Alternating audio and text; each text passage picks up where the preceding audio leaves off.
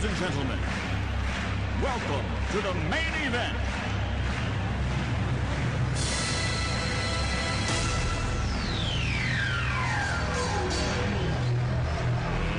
Let's get ready to rumble!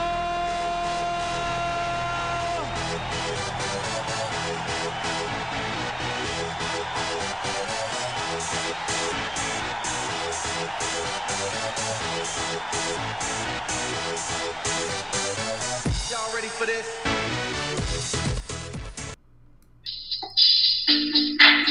Hold this position.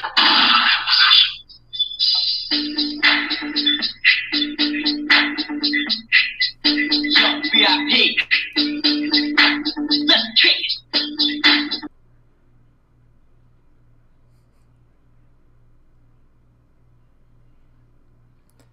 All right, let's kick it. Ready to rumble. Friday night fights. Y'all ready for this? Let's do it. All right, so we have at least one match tonight. Still working on the second match, and we'll let y'all know later on in the stream. First match is going to be... I'm sorry, go ahead and hop in here. It closed out on me.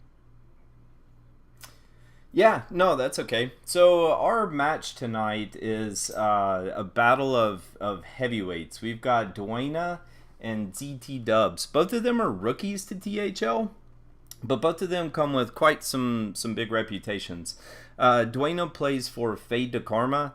He's a perennial top 10 contender in the season rankings on Ladder.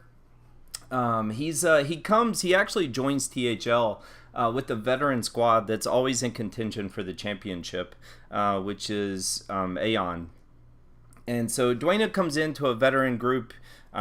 He's picked up where a lot of pros in the past have come in and have struggled out of the gates. Duena, he's ready. He's ready to rock for sure. ZT Dubs, he plays for Invisible Threat.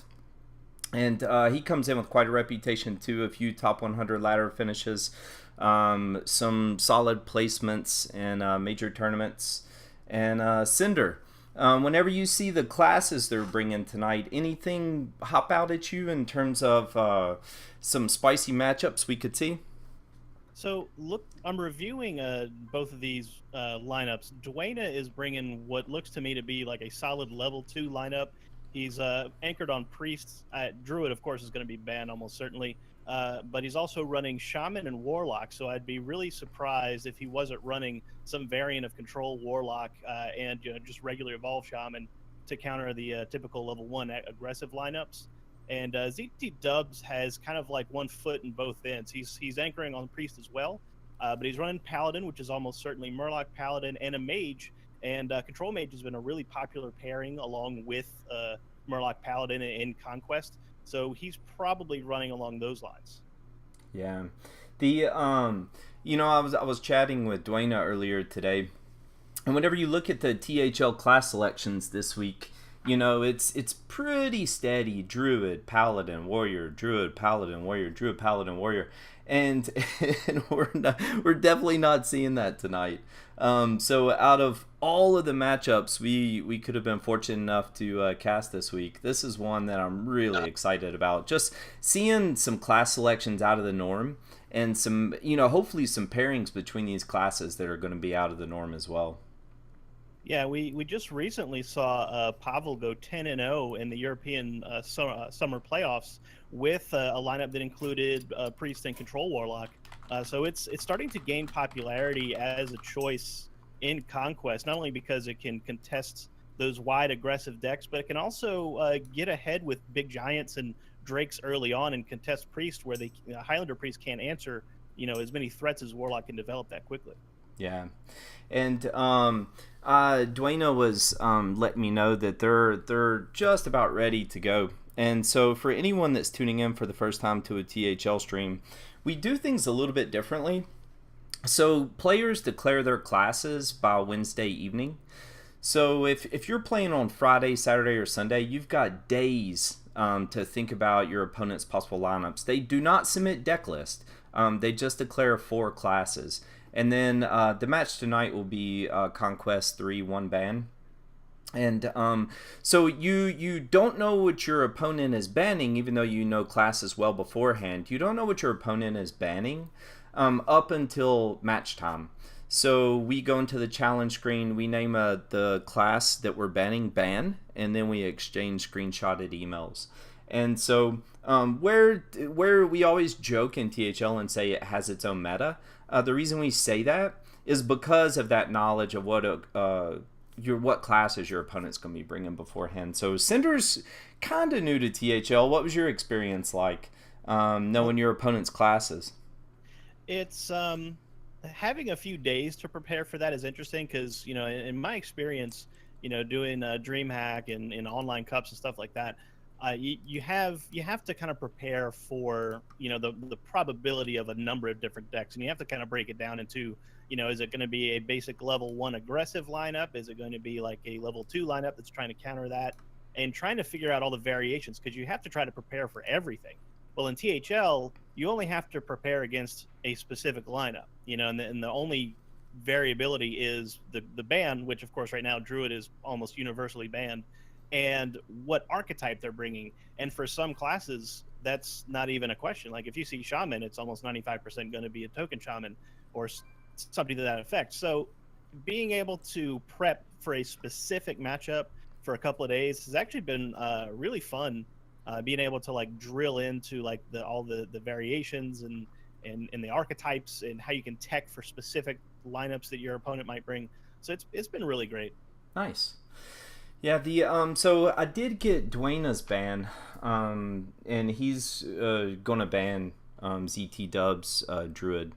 And right. Have you by chance heard back from ZT Dubs yet? I have not heard back from ZT Dubs. Okay. But I would have to assume that, I think I have it now. Awesome. He is banning Druid, yes, and they are ready to go. So shall we get this thing rolling? Yeah, let's do it. Tell them to queue up. Guys, I will apologize if I don't stay on top of changing font colors for classes. This is the first stream I've hosted in like 6 months, so we'll pray for the best, everyone. It's going to be great. I'm not worried about it. I think what people are more concerned about is the quality of the play, and having the quality of players we have right now is really exciting. Yeah, no, it definitely is. So let's hope for a good hour and 30-minute series going to Game 5 and a nail biter. Yeah, I mean, we have a couple of control decks in both of these lineups. Yeah. So I'm expecting some very strategic play. All right, so everyone, I'm going in right now. ZT Dubs is going to be on your bottom, and Dwayna will be on your top. And I'm going into ZT Dubs screen right now, so let me go ahead and queue up Dwayna too. All right, so it looks like the first match is going to be ZT Dubs on the Mage, and Dwayna is going to be on the Warlock. So let's see how these archetypes play out. Yeah, so if I'm ZT Dubs right now, and you've got to feel good putting your opponent on a handlock type of deck. So we see Blizzard in ZT Dubs mulligan. AI, the Valet, of course, those are pretty standard, but seeing that Blizzard, I haven't played a ton of Mage, but seeing the Blizzard, I would think it's Freeze Mage. Well, looks like the Meteor just came into hand, so this may just be a control variant. Yep, I think you're right. And so we're probably going to see some there's Arcanologist. I was going to say we were going to see some passive quick turns in the beginning. Yeah, and Dwayna, we see the Mountain Giant already in hand, so we know this is a handlock variant. So he's going to be hero powering to try and get that guy down on as early as possible. Because minus a polymorph, it's going to be difficult for ZT Dubs to answer that 8-8. Yeah, and he has the AI on curve, which in this situation is probably would have been his preference anyway. So he's going to toss that AI out there, draw, and pass. Yeah, certainly. And the chip damage coming in from the 2-3 is going to be really relevant given Warlock's lack of healing right now. Mistress is going to help a good bit. But he's got to be careful how much damage he allows ZT Dubs to deliver. Yeah, that Arcanologist it's probably going to put some work in. I don't see it getting dealt with in the next couple of turns because we know it's coming down turn 4. Yeah, just clearing the Mistress, just get it out of the way. Yep, and great sequence in here. You know, he's going to get a little pseudo draw in with the glyph, see what he can pull, and then I imagine we're going to see that Arcanologist come down. Yep, and minus Mortal Coil, that giant should be hitting the board right about now. Yeah. So, a question, Cinder, would you ever, knowing this is probably handlock, would you ever have gone with the Mirror Entity instead of the other Arcanologist? So, Oh. Dwayna just played the Faceless. I think that was a mistake. Yeah, I don't think he meant to. I think I think Dwayna meant to go Mountain Giant that turn. I'm a little thrown off. Yeah, I would imagine that Mountain Giant was the priority there, so I'm not sure what he was trying to follow through with the coin on that. I think we may have to ask him about that after the fact, because that's quite a misplay. Yeah, no, and so I mean, luckily he's got the Dreadlord on 5. Right, that'll slow down the aggression a little bit. And to your question, yeah, I think Mirror Entity playing into a Warlock's turn 4, turn 5 is a pretty good bet that you can catch a big minion and get a really big tempo swing in your favor. Yeah. So, I'm just wondering. Sorry, I don't recall the sequencing of secrets. Is it possible Dwayna had been worried about playing a Mountain Giant into Mirror Entity? I mean, so the coin oh, you know what? That may have been what he was trying to do. He was trying to suss out the Mirror Entity. So he used the coin to try and poke the counterspell, and use the Faceless to try and pick off the entity, but that has backfired because ZT Dubs managed to catch the Giant anyway after he tested for the Mirror Entity the first time. Yeah, and you know, kind of looking through Dwayna's options here, he really doesn't have an answer for that Mirror Entity Mountain Giant. Yeah. He needs Siphon Soul now, or it's going to be game. Yeah. I think the Void Walker is not enough. Polymorph will wipe it off, and ZT Dubs will be able to deliver the Giant's damage. Spellbreaker, he can use the Spellbreaker to make a clean trade, so that'll keep him alive for a turn. But there's more burn in ZT Dubs' deck for sure. Yeah. So he's got a big hill to climb up here. Yeah, and the Warlocks, you know, they do run more healing. I mean, obviously they miss Anti-Killbot, you know, but they've got some lifesteal effects. But I mean, this board's about to get cleaned up. And ZT Dubs has options to clean this board up. Yeah, I would not have been surprised if ZT had just sent the Valet damaged right into face. You know, just to keep pressuring the life total. Yeah. But cleaning off the 4/3 is fine. When you're ahead, simplifying the board is usually a safe play. Yeah, I mean, it's, you know, Dwayna's going to be facing an uphill climb here, to say the least, between the Meteor in hand, the Frostnova Doomsayer in hand, Polymorph. He already has DK Jaina, so. Yep. At least Dwayna is positioning carefully to play around that Meteor. But yeah, that Polymorph Jaina is going to be very, very difficult for him to overcome. So, if you're ZT Dubs, I mean, it seems that DK Jaina is going to be a solid play here. He could go ahead and Frostnova Doomsayer, but he's got so much health. I don't think he's panicking about health right now. No, you see, his hand is totally lacking in any kind of minion pressure, and he Mhm. needs to be able to keep pressuring Dwayne's life total. And the only way he can do that right now is getting Jaina online, because even though he's pretty well ahead, like Dwayne could give himself an opportunity to put down some minion pressure, if ZT Dubs doesn't do anything about it. Yeah, and that the hero power with DK Jaina, actually, you wonder. I mean, we're going to see it play out. You wonder how it's going to synergize with some of Warlock's, defile. You just wonder how it's going to unintentionally synergize with some of those cards. So it looks like we're going to see the Mortal Coil come down here. Sorry, I got so engrossed in the game right now. I'm thinking out loud, watching everything. That's fine. Yeah. So Dwayne finally picking up one of the Abyssal Enforcers to start applying some counter pressure here. So he's doing a pretty good job of keeping the game at least in contention, despite that earlier miscue trying to poke out the secrets. Yeah. Yeah, and here we Both go. polymorphs. Yeah. Well, that I actually would have. Man, dude, when do you start? Well, I guess he left a 1 health minion up, but I'm just sitting here wondering when you start taking advantage of your hero power.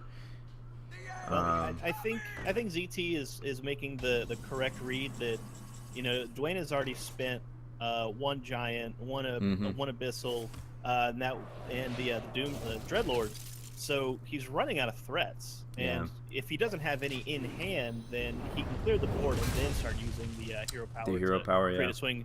But Gul'dan's just coming to the hand for Dwayne, and he's going to get a big refill here. Yeah, so Dwayne will still have, he still has another Dreadlord, another Abyssal Enforcer, another Giant, so he still has some draws. Yeah. And the Abyssal Enforcer doesn't come back, though, because that got hit with Polymorph. Yeah, you were reading my mind, Cinder. I was like, wait, we're missing something here, but yeah, it got polymorphed. So ZT's still looking for minion pressure here. Like, he's getting lots of answers and no questions. You are on fire. Yeah, well put.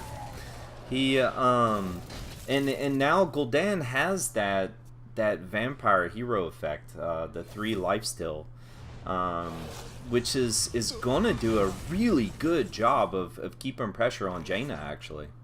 No, you're absolutely right. Without any kind of minion pressure coming from ZT, that hero power is going to effectively stabilize Dwayne's life total. And if he can get into at least 1 or 2 more threats, in fact, there's one now, the second Enforcer comes down. This is a very different game than it was several turns ago. Wow. Man, this is exactly what we were talking about pre-match, where we were going to see some pretty spicy matchups tonight that we often don't see on ladder and in THL. Yeah, there goes the second polymorph for ZT Dubs. Yeah, and notably he gets that elemental down for 2 mana that now has life still. Shadow Bolt and hero power cleans it up pretty quickly. Dwayne is going to try and use the Doomsayer to create a tempo swing and hope that he draws into another threat. I mean, he's got to get into that other mountain giant. By my frozen heart. Yeah, and I think ZT Dubs is feeling it right now. Yeah, like he continues to just draw nothing but defensive tools, and he has to rely on. They're both down to 6 cards, and Dwayne still has both Drakes. There's the first. He still has a mountain giant. Alexstrasza finally coming into the hand. And Dwayne does have Siphon Soul, and yes. So even though his life total could take a hit from Alex, he's got an answer to actually regain 3 life. So he'd only have a net loss of 3 if Alex comes down. Yeah, not a huge loss, honestly. I think ZT just needs to use Alex as the 8/8 to create some board pressure. And it feels so bad playing Alex with no burn in hand. But ZT only has 1 fireball in hand right now. Yeah, it's not going to be enough, especially with Siphon Life hero power being in play. Yeah. It's not creating as much pressure on the life total as it usually would. Wow. In fact, Dwayna already ahead on the life total now. I mean, that Skulking Geist is at least a 4/6 body out on the board. Yeah, I believe we've only seen one Mortal Coil as well, so that may have burned a Mortal Coil. Hmm.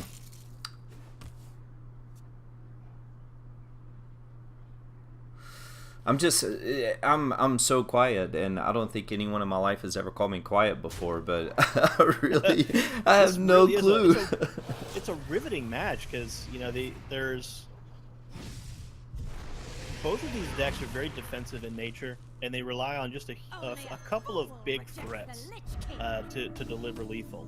And Wow. if they both come up with their answers, then, you know, it's going to come down to some very tiny plays. Yeah, that so make the difference. Dwayna actually, if this Frost Nova comes down, it's going to prevent it. Dwayna had lethal this turn. He actually could have Eater of Secrets, Hellfired with that spell damage out on the board, and hero powered for lethal.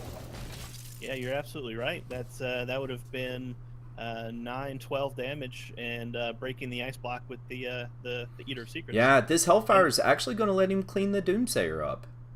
Yeah, in fact, let's see. He's going to be able to deliver 7 now. Yeah, the freeze effect is going to save ZT. But man, look how much the life totals have changed just a few turns. Yeah. Wow, so he's actually, he's got lethal set up.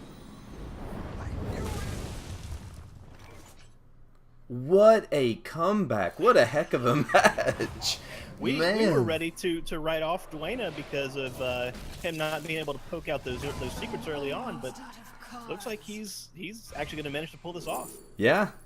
This is going to be game. Wow. Just nothing coming into the hand for ZT at all. I mean, this is the first Frost or Water Elemental we've seen in several turns. Man, you know that when you talk about you know, we often look at deck list. I mean, we look at Vicious Syndicate. I mean, we do so much to try and anticipate matchups, but I mean, this really came down to the 2 DK cards here. And they both players drew through their entire decks. Both were down to just a single card remaining in the deck. Wow, what a heck of a match. So while I'm actually thinking about it, I'm gonna be a good host and change the font colors. There you go. Dwayna pulls out the victory with the Warlock after that earlier instance in the match in turn 4 where we were talking about him trying to poke out secrets. And if I'm Dwayna, the Priest is the wild card in this matchup, and the Shaman is the only deck of his that's going to be targeting anything specific. And what he wants to catch, he wants to try to catch CT's Paladin, almost certainly. Yeah. Sorry, wrong font color there, people. So yeah, Dwayna is doing what I think is probably the right call here. Queuing up the Priest, since it's pretty much just good against everything. Like, it can find a win against just about any archetype. The Shaman, since it's only targeting a specific deck, Dwayna wants to get as many tries with that deck as possible, since it's probably the lowest percentage deck in this matchup. But ZT still has to win with all 3 decks, so he's just gonna stick on the mage and try to make something happen. Yeah. So I haven't played too much of either of these classes since the expansion dropped. And do you have any experience with this Rizakis Priest, which is what we're going to assume? There's Holy Smite versus this Burn Hybrid Freeze Mage? I have played quite a bit of Rizakis, but very rarely has it been played against Mage on ladder.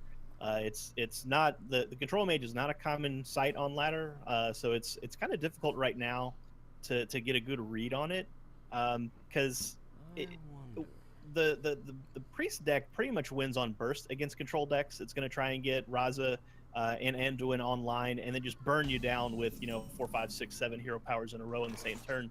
And the big question too is whether or not Dwayna is running Prophet Velen, because that's going to allow him to really accelerate that burn towards the end of the game. So just thinking about that last match, it just kind of makes you wonder that, once DK Anduin comes down, it's almost going to be, could we see a replay of last match where the ZT just doesn't have the pressure, and Anduin just burns him down? It's entirely possible.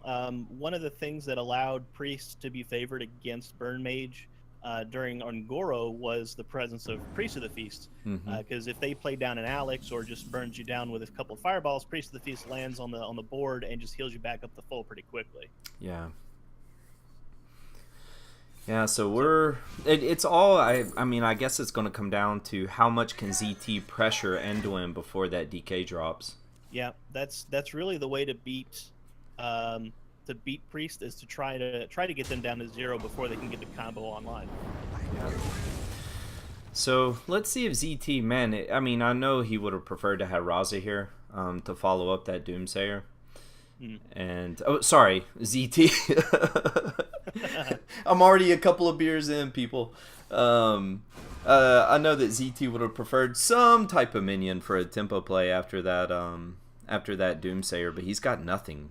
Yeah, I mean, sometimes you just have to play down the Doomsayer just to relieve the board pressure. Yeah. And just hope that you top deck into a threat. But so far, ZT Dubs' deck list is pretty light on minion threats. I mean, he's almost this seems very much like a hybrid of Freeze, where he's trying to get to a situation where he has fireballs in hand and can just finish you after an Alex. Yeah, and Skulking Geist is actually going to get some work done in this match. Because he's going to allow some of those cheaper spells that Dwayne would have comboed with the DK and to put some burn. As far as I can tell, that's 4 cards out of the Priest's deck that potentially get burned. That's Holy Smite, the 2 potions, Pint Size and Madness, and Power Word Shield. Yep. So like that's a significant hit, not only to the deck size, but also to Priest's ability to combo finish. Yeah, and we saw 2 of those in hand. So I think you're spot on with that total that you had.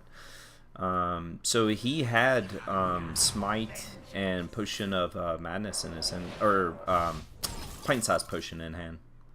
The Vicious Syndicate matchup matrix has Rizakis Priest at 63% against Control Mage. Wow.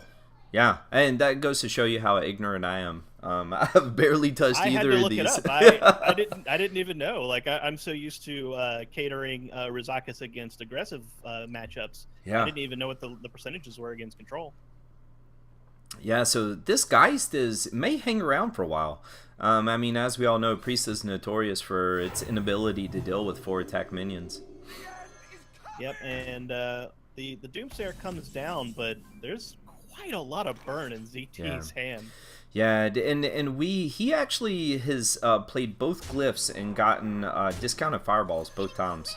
Yeah, like I think this is a good call by ZT as well. Like he can fake not being able to deal with the Doomsayer and kind of lull Dwayne into a little false confidence. Yeah. And then just holding 27 damage in his hand right now.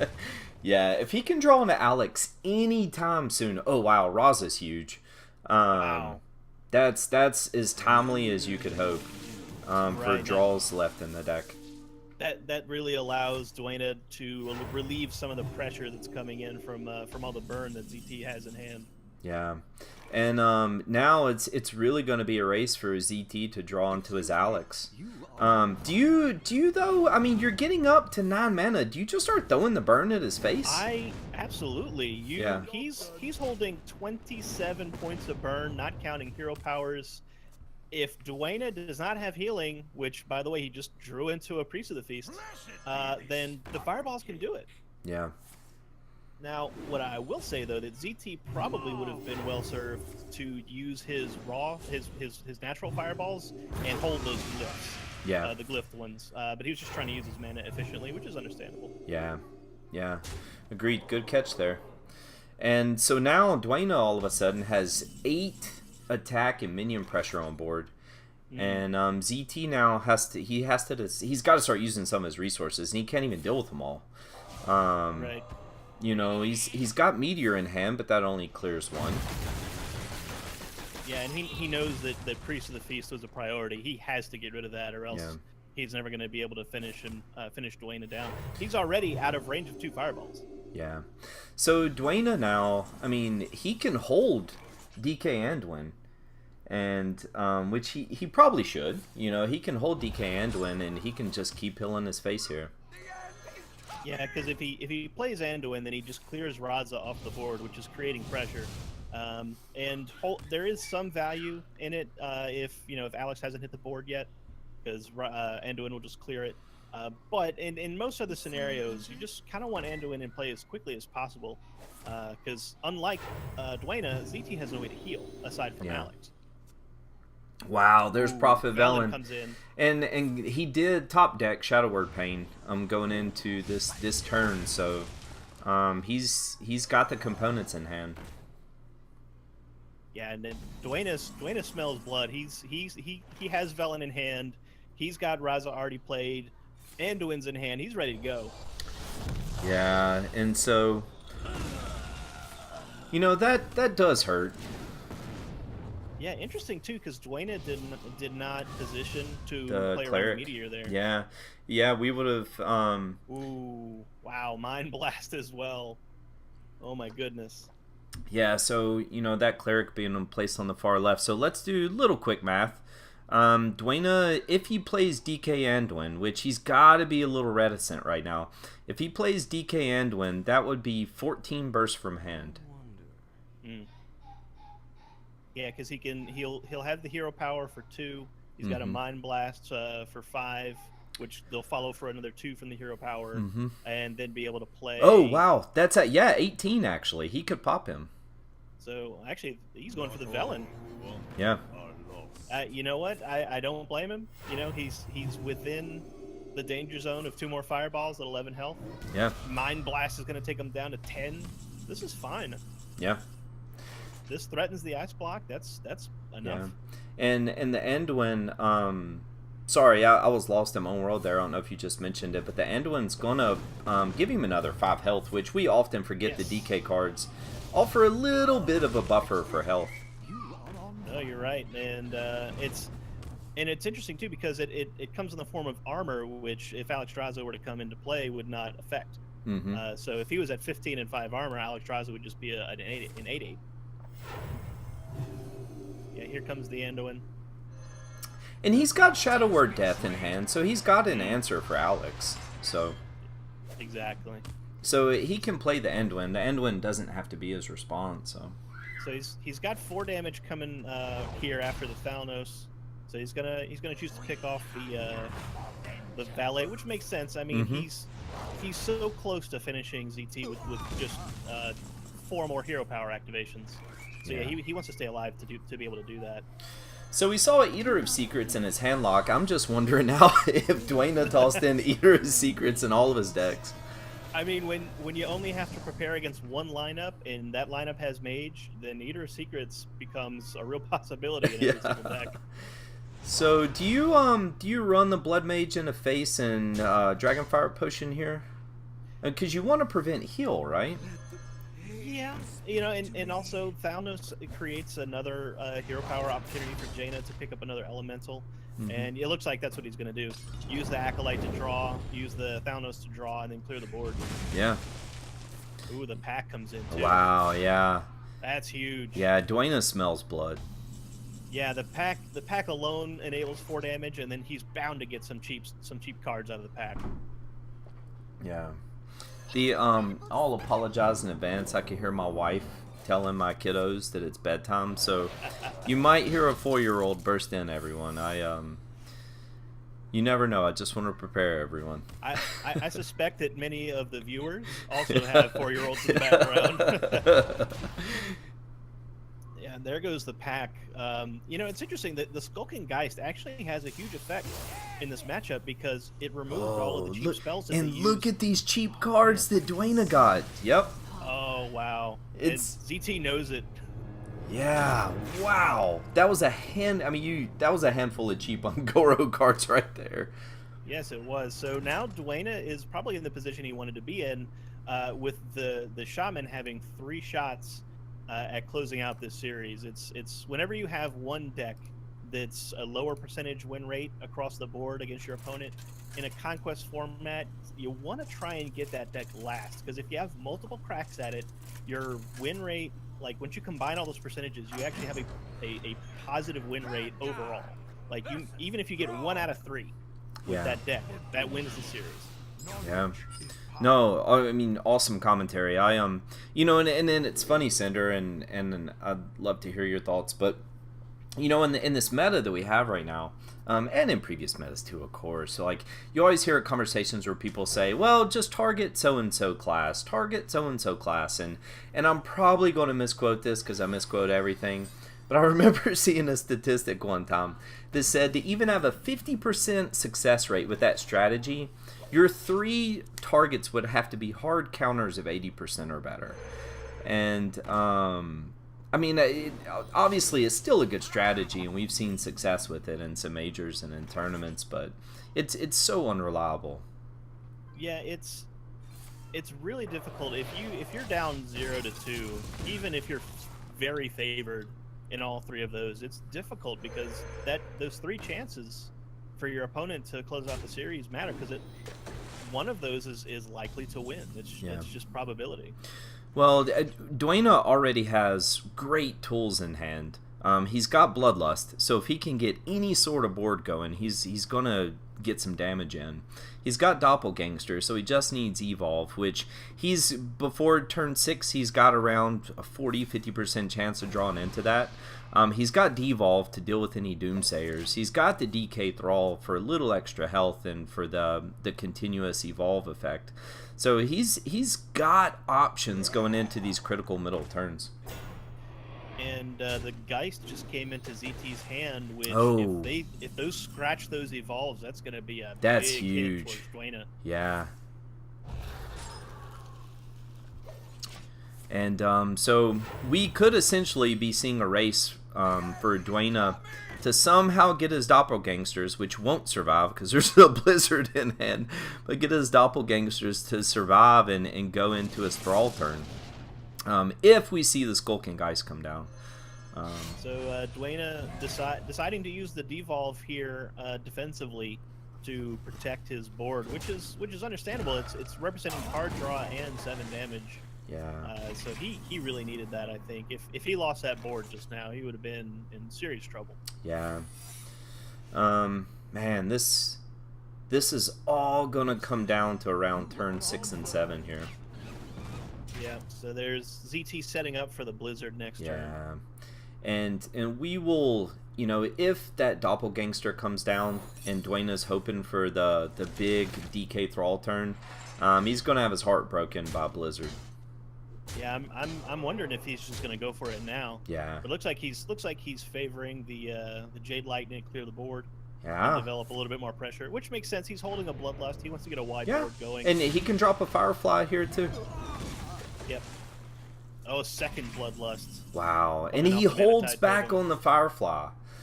Yeah, he knows, like, if this board gets Blizzard, he knows that there's very little refill, although Aya comes into the hand now off the top deck. Yeah.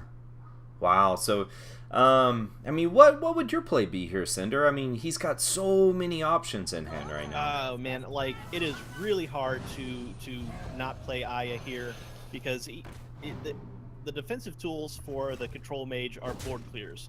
Freeze and Doomsayer, probably a single Flame Strike in the deck, and he's going into turn 7, and he knows that he's liable to get cleared.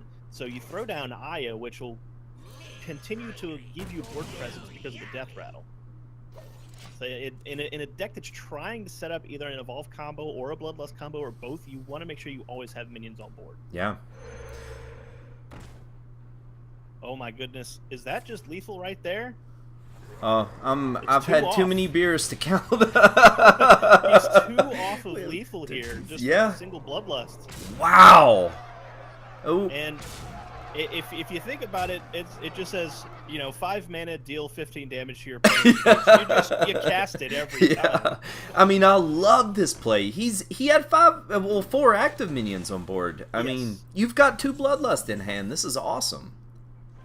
Yeah, this is with no ice block in play for ZT Dubs. He has to play it now. Like he has no other option. He The does. Flame Strike. He's not accounting for a Jade Claws. That's it. That's it. Dwayne is holding the Jade Claws. That's just lethal. That's it. Wow. Dwayne 3-0 against ZT Dubs' control mage. My goodness. Yeah, that's it. The man. Whew. That was he was on fire that series. That was unbelievable. I mean, we were hoping for a 5-game set with a lot of chess matches going, but Dwayne not interested. Yeah. He just goes straight for the neck and takes down ZT Dubs. Wow. 3-0. I was going to ask Dwayne if he wanted to hop in for and ask him, you know, how the series was. Yeah, get a little interview, a little post-match interview. Yeah, we could do that. Yeah, let me see if he wants to. Yeah. Let's see. Hey, if you do get him in here, I want to hear about the beginning of that Warlock game. Yeah, as we kind of thought about it after the fact, I really think he was trying to poke for Counterspell and Mirror Entity, and just failed. So that's why it looks so odd. Like he used the coin to try and poke the Counterspell, and then used the Faceless to try to poke out the Mirror Entity because he didn't want to play a Giant into a Mirror Entity and just lose on the spot. Yeah, I thought he had a Blood Mage Thalnos or something like that he could have tried too. Maybe he just didn't want to give up the card draw. Yeah, possibly. Like giving a mage a Thalnos is usually pretty serious. It's not something you generally want to do, but giving them a 1/1 with taunt is fine. All right, so Dwayne has said he's down. I'm gonna send him an invite to the channel. Sweet. And then it looks like we actually may have an SHL match to come after we're finished interviewing Dwayne. Awesome. Yep, that's right. And those guys are ready to go. So once this interview is over, we'll be able to go right into that game. Yeah, and viewers. Oh, there's Dwayne. Hey, can you hear us? Dwayne. Maybe not. Can you guys hear me? Yeah, we can hear you. Oh man, I thought I almost threw game 1. I was so happy that oh man. We were confused at first, but I think what we saw was you trying to poke the Counterspell and then poke the Mirror Entity with the Faceless. Is that what you were trying to do? No, I was trying to coin out the 4/5 because I didn't need to play Mountain Giant yet because I could play it on turn 6 with the Shambler. Oh, I see. I accidentally coined out the Shambler instead of coining out the 4/5. Oh, did you just? It was just a misclick.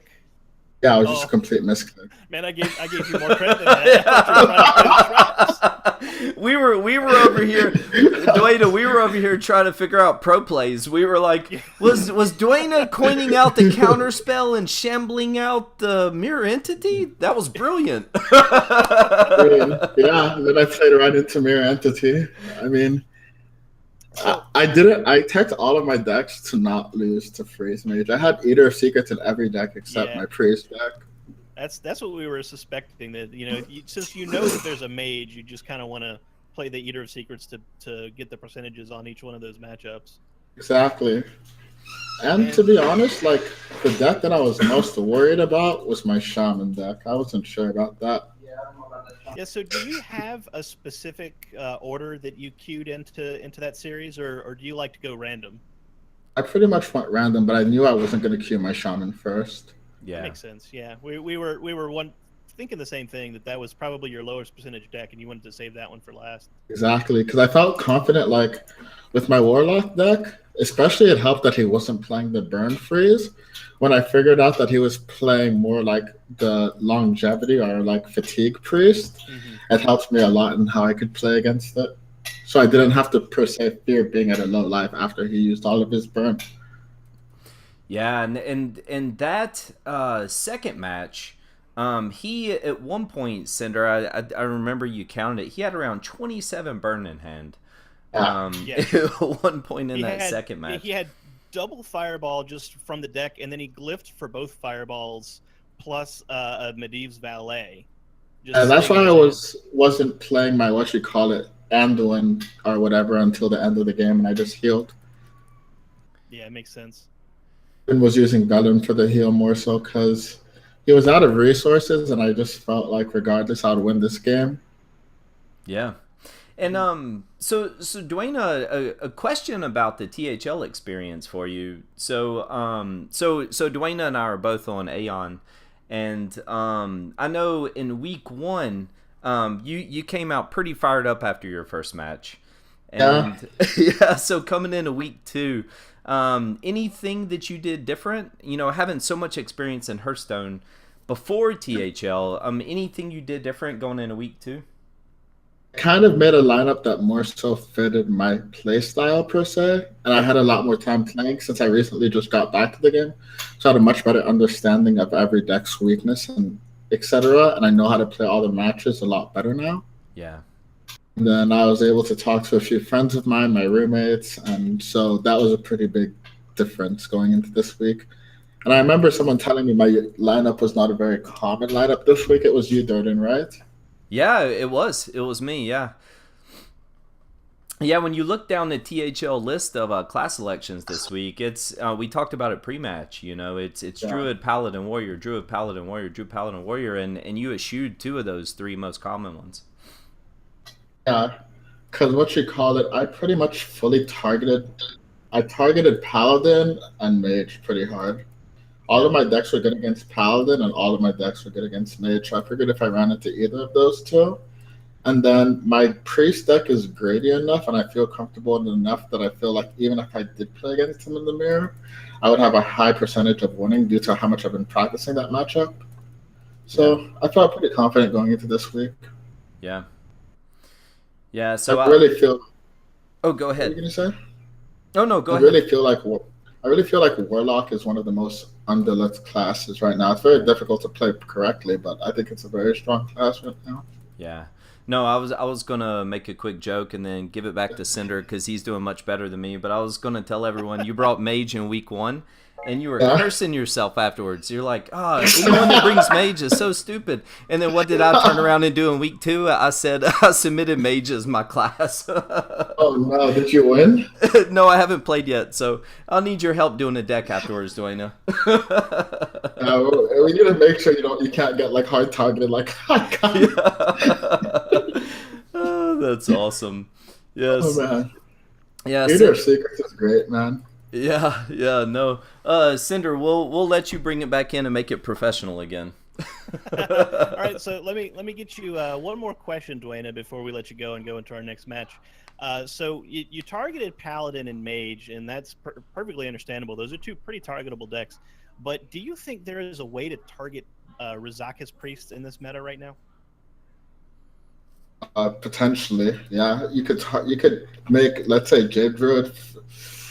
You'd have to make 4 really greedy decks. And I was talking with Purple about this like right before, and he's trying to figure out a lineup right now, but I have not personally been able to completely target it. It's just due to the fact that due to the wide variance of, even though it's out of 1 out of 30 cards, the combinations in that deck could pretty much handle everything except Jade Druid.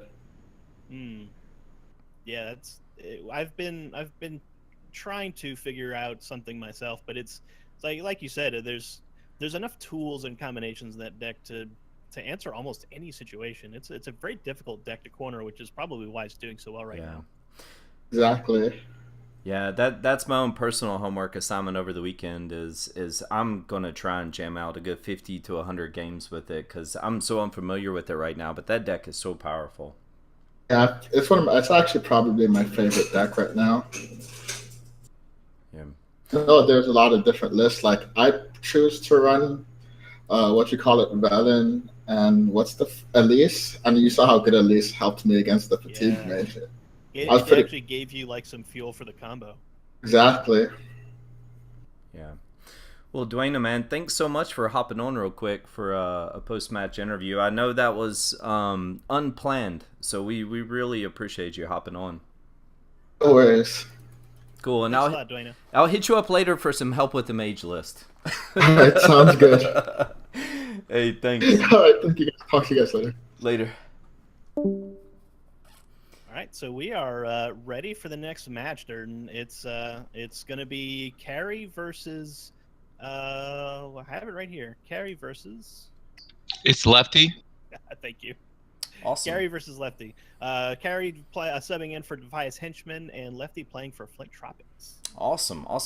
So I'm sorry, viewers, you'll have to watch as I do this, but I'm going to change up the text on the screen. And in Imposition, if you don't mind stepping in for a little bit, if you'll cast with Cinder in match 1, I'm gonna have to step away just for a couple of minutes. Yeah, I can do that. And just to kind of, we're going to have to reset our mindset here real quick, because this is going to be an SHL match as well. So a little bit different than the Conquest strategies. Right. This is last hero standing. So instead of the winning deck gets retired, the winning deck stays and the losing deck gets retired. So this is a very different strategy that players have to employ for last hero standing. In position, do you have both of the players friended? Yep, I sure do, and I sent them your information as well, so they should be friending you up. Yeah, we're friended and we're ready to go. So let's send them the signal.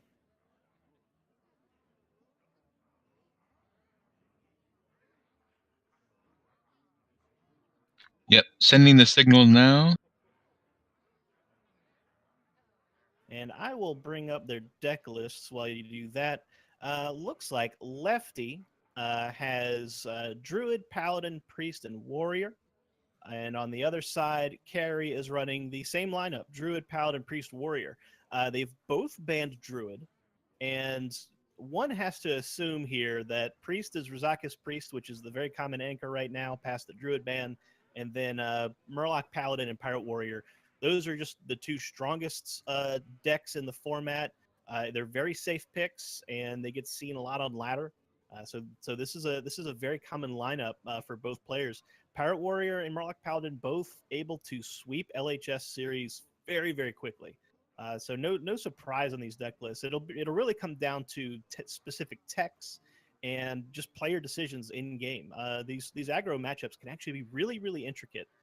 Deciding when to trade, when to go face, trying to count damage 2-3 turns ahead. It's a very complex matchup. Do you think the strategy there becomes different in the last hero standing when you know Murloc and Pirate Warrior are probably going to be there? Do you bring Rizakis Priest and whatever else you would bring in Conquest, or do you mix it up a little bit in this format? What's the thinking there? So with Conquest, what you're trying to do is just get a lineup that has just the best percentages across the board, because you could face a wide variety of matchups. But in last hero standing, because the matches are, if the winning deck stays, you want to pick decks that have a really good chance of high rolling your opponent.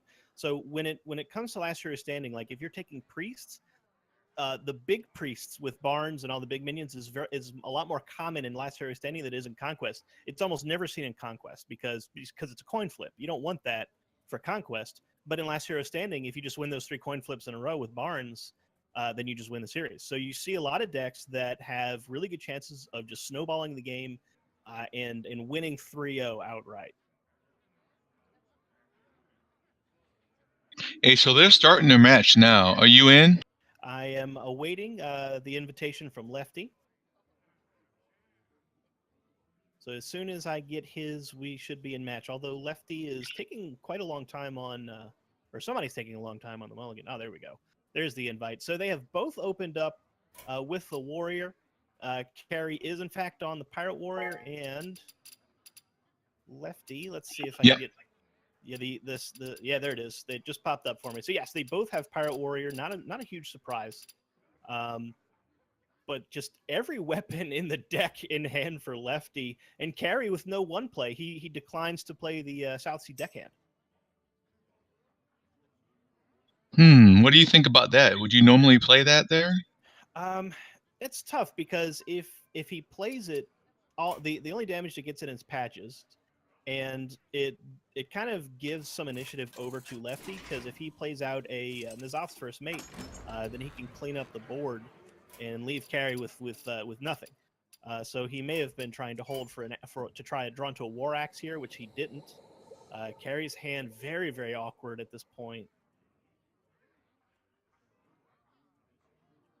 Lefty's less awkward. He at least got the War Axe in hand, but 3 weapons can be pretty problematic. I would anticipate to see an upgrade into a Bloodsail Raider on turn 3, which is perfectly fine. But after that, he's going to have to draw some more power out of the deck to continue applying some pressure. Man, hero power on turn 2 for the Pirate Warrior. That just feels really, really bad for Carry. Yeah, that feels really bad. Do you ever coin out the frothing there? I mean, the likelihood of an upgrade coming down on the War Axe to just clear the frothing outright is pretty high. So I can understand if he just wants to wait here and try to find, like, if he could just pick up a War Axe or some form of 3 damage to clear out that 6/3, you know, he can start to develop a little bit. But he's already so far behind. Yeah, and he didn't have any other 3-drop at the time, so Yeah, he's. This is one of the worst Pirate Warrior draws ever. I've had some bad ones, and this one's pretty bad. This one's up there. yeah, I don't see any coming back from this, but he's got to try to do what he can do here. And in Last Hero Standing, this is such a critical matchup. If you get into a Pirate Warrior mirror, losing your Pirate Warrior and having to rely on your second and third decks to beat your opponent's Pirate Warrior, that's a huge hill to try to overcome. So he is going to use the upgrade and the deckhand to just sweep off the board. It's really his only logical play there, and that's just a terrible feeling. And now, like you said, a handful of weapons and nothing to play. You know, there's a small window where Gary could get back into it here, maybe coin out a Hydra or something like that. Yeah, that's entirely possible. Like a coin Hydra actually would be quite good because there's no answer for it aside from just using his face along with the Heroic Strike, you know, to deal the 8 damage. But still, he is ahead on life, but you don't want to just sink 8 damage in this matchup. Oh, he uses the weapon charge though. So if Carry can make the read that there's not a strong likelihood of an upgrade coming in, that coin Hydra is starting to look really good.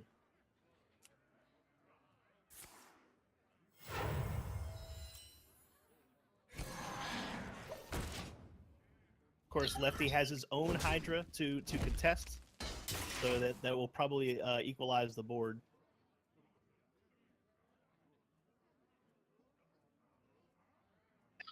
But at least he's back in it. It was looking pretty dire there for a while, and now he's got a shot.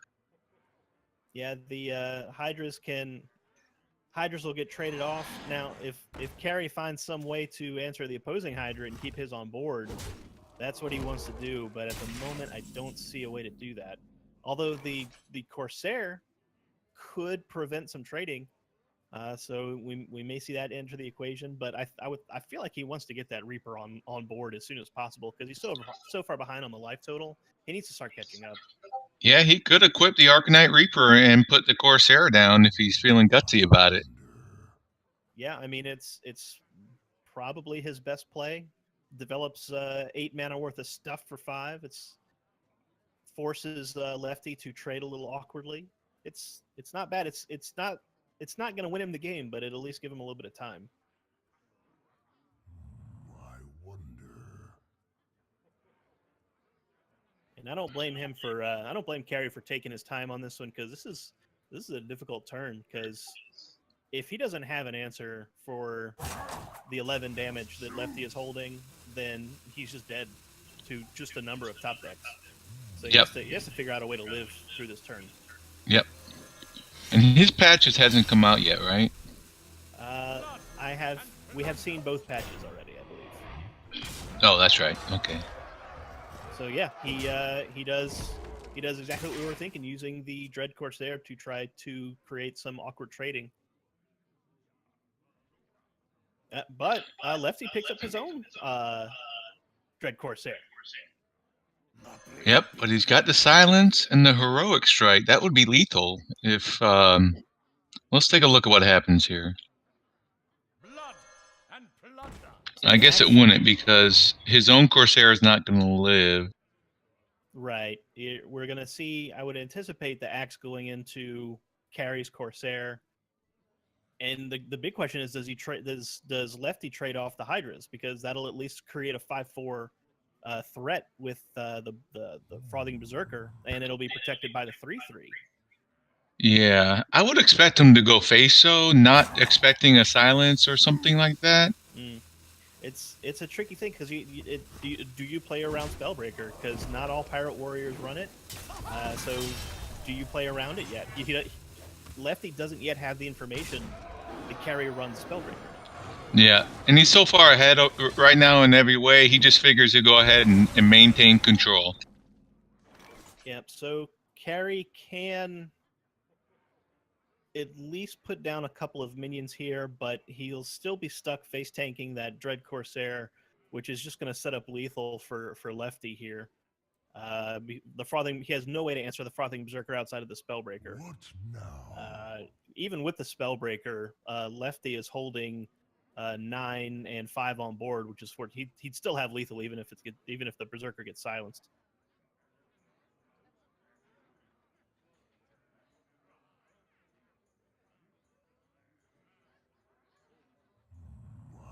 Carrie thinking very carefully how he's going to navigate, see if he can find a way to survive this next turn. Even facing 8 damage on board, finding 5 damage in a Pirate Warrior deck is pretty easy. Yeah, it's almost a given, but he's got to think about it. Yeah, he's got to try and find some way to survive this turn.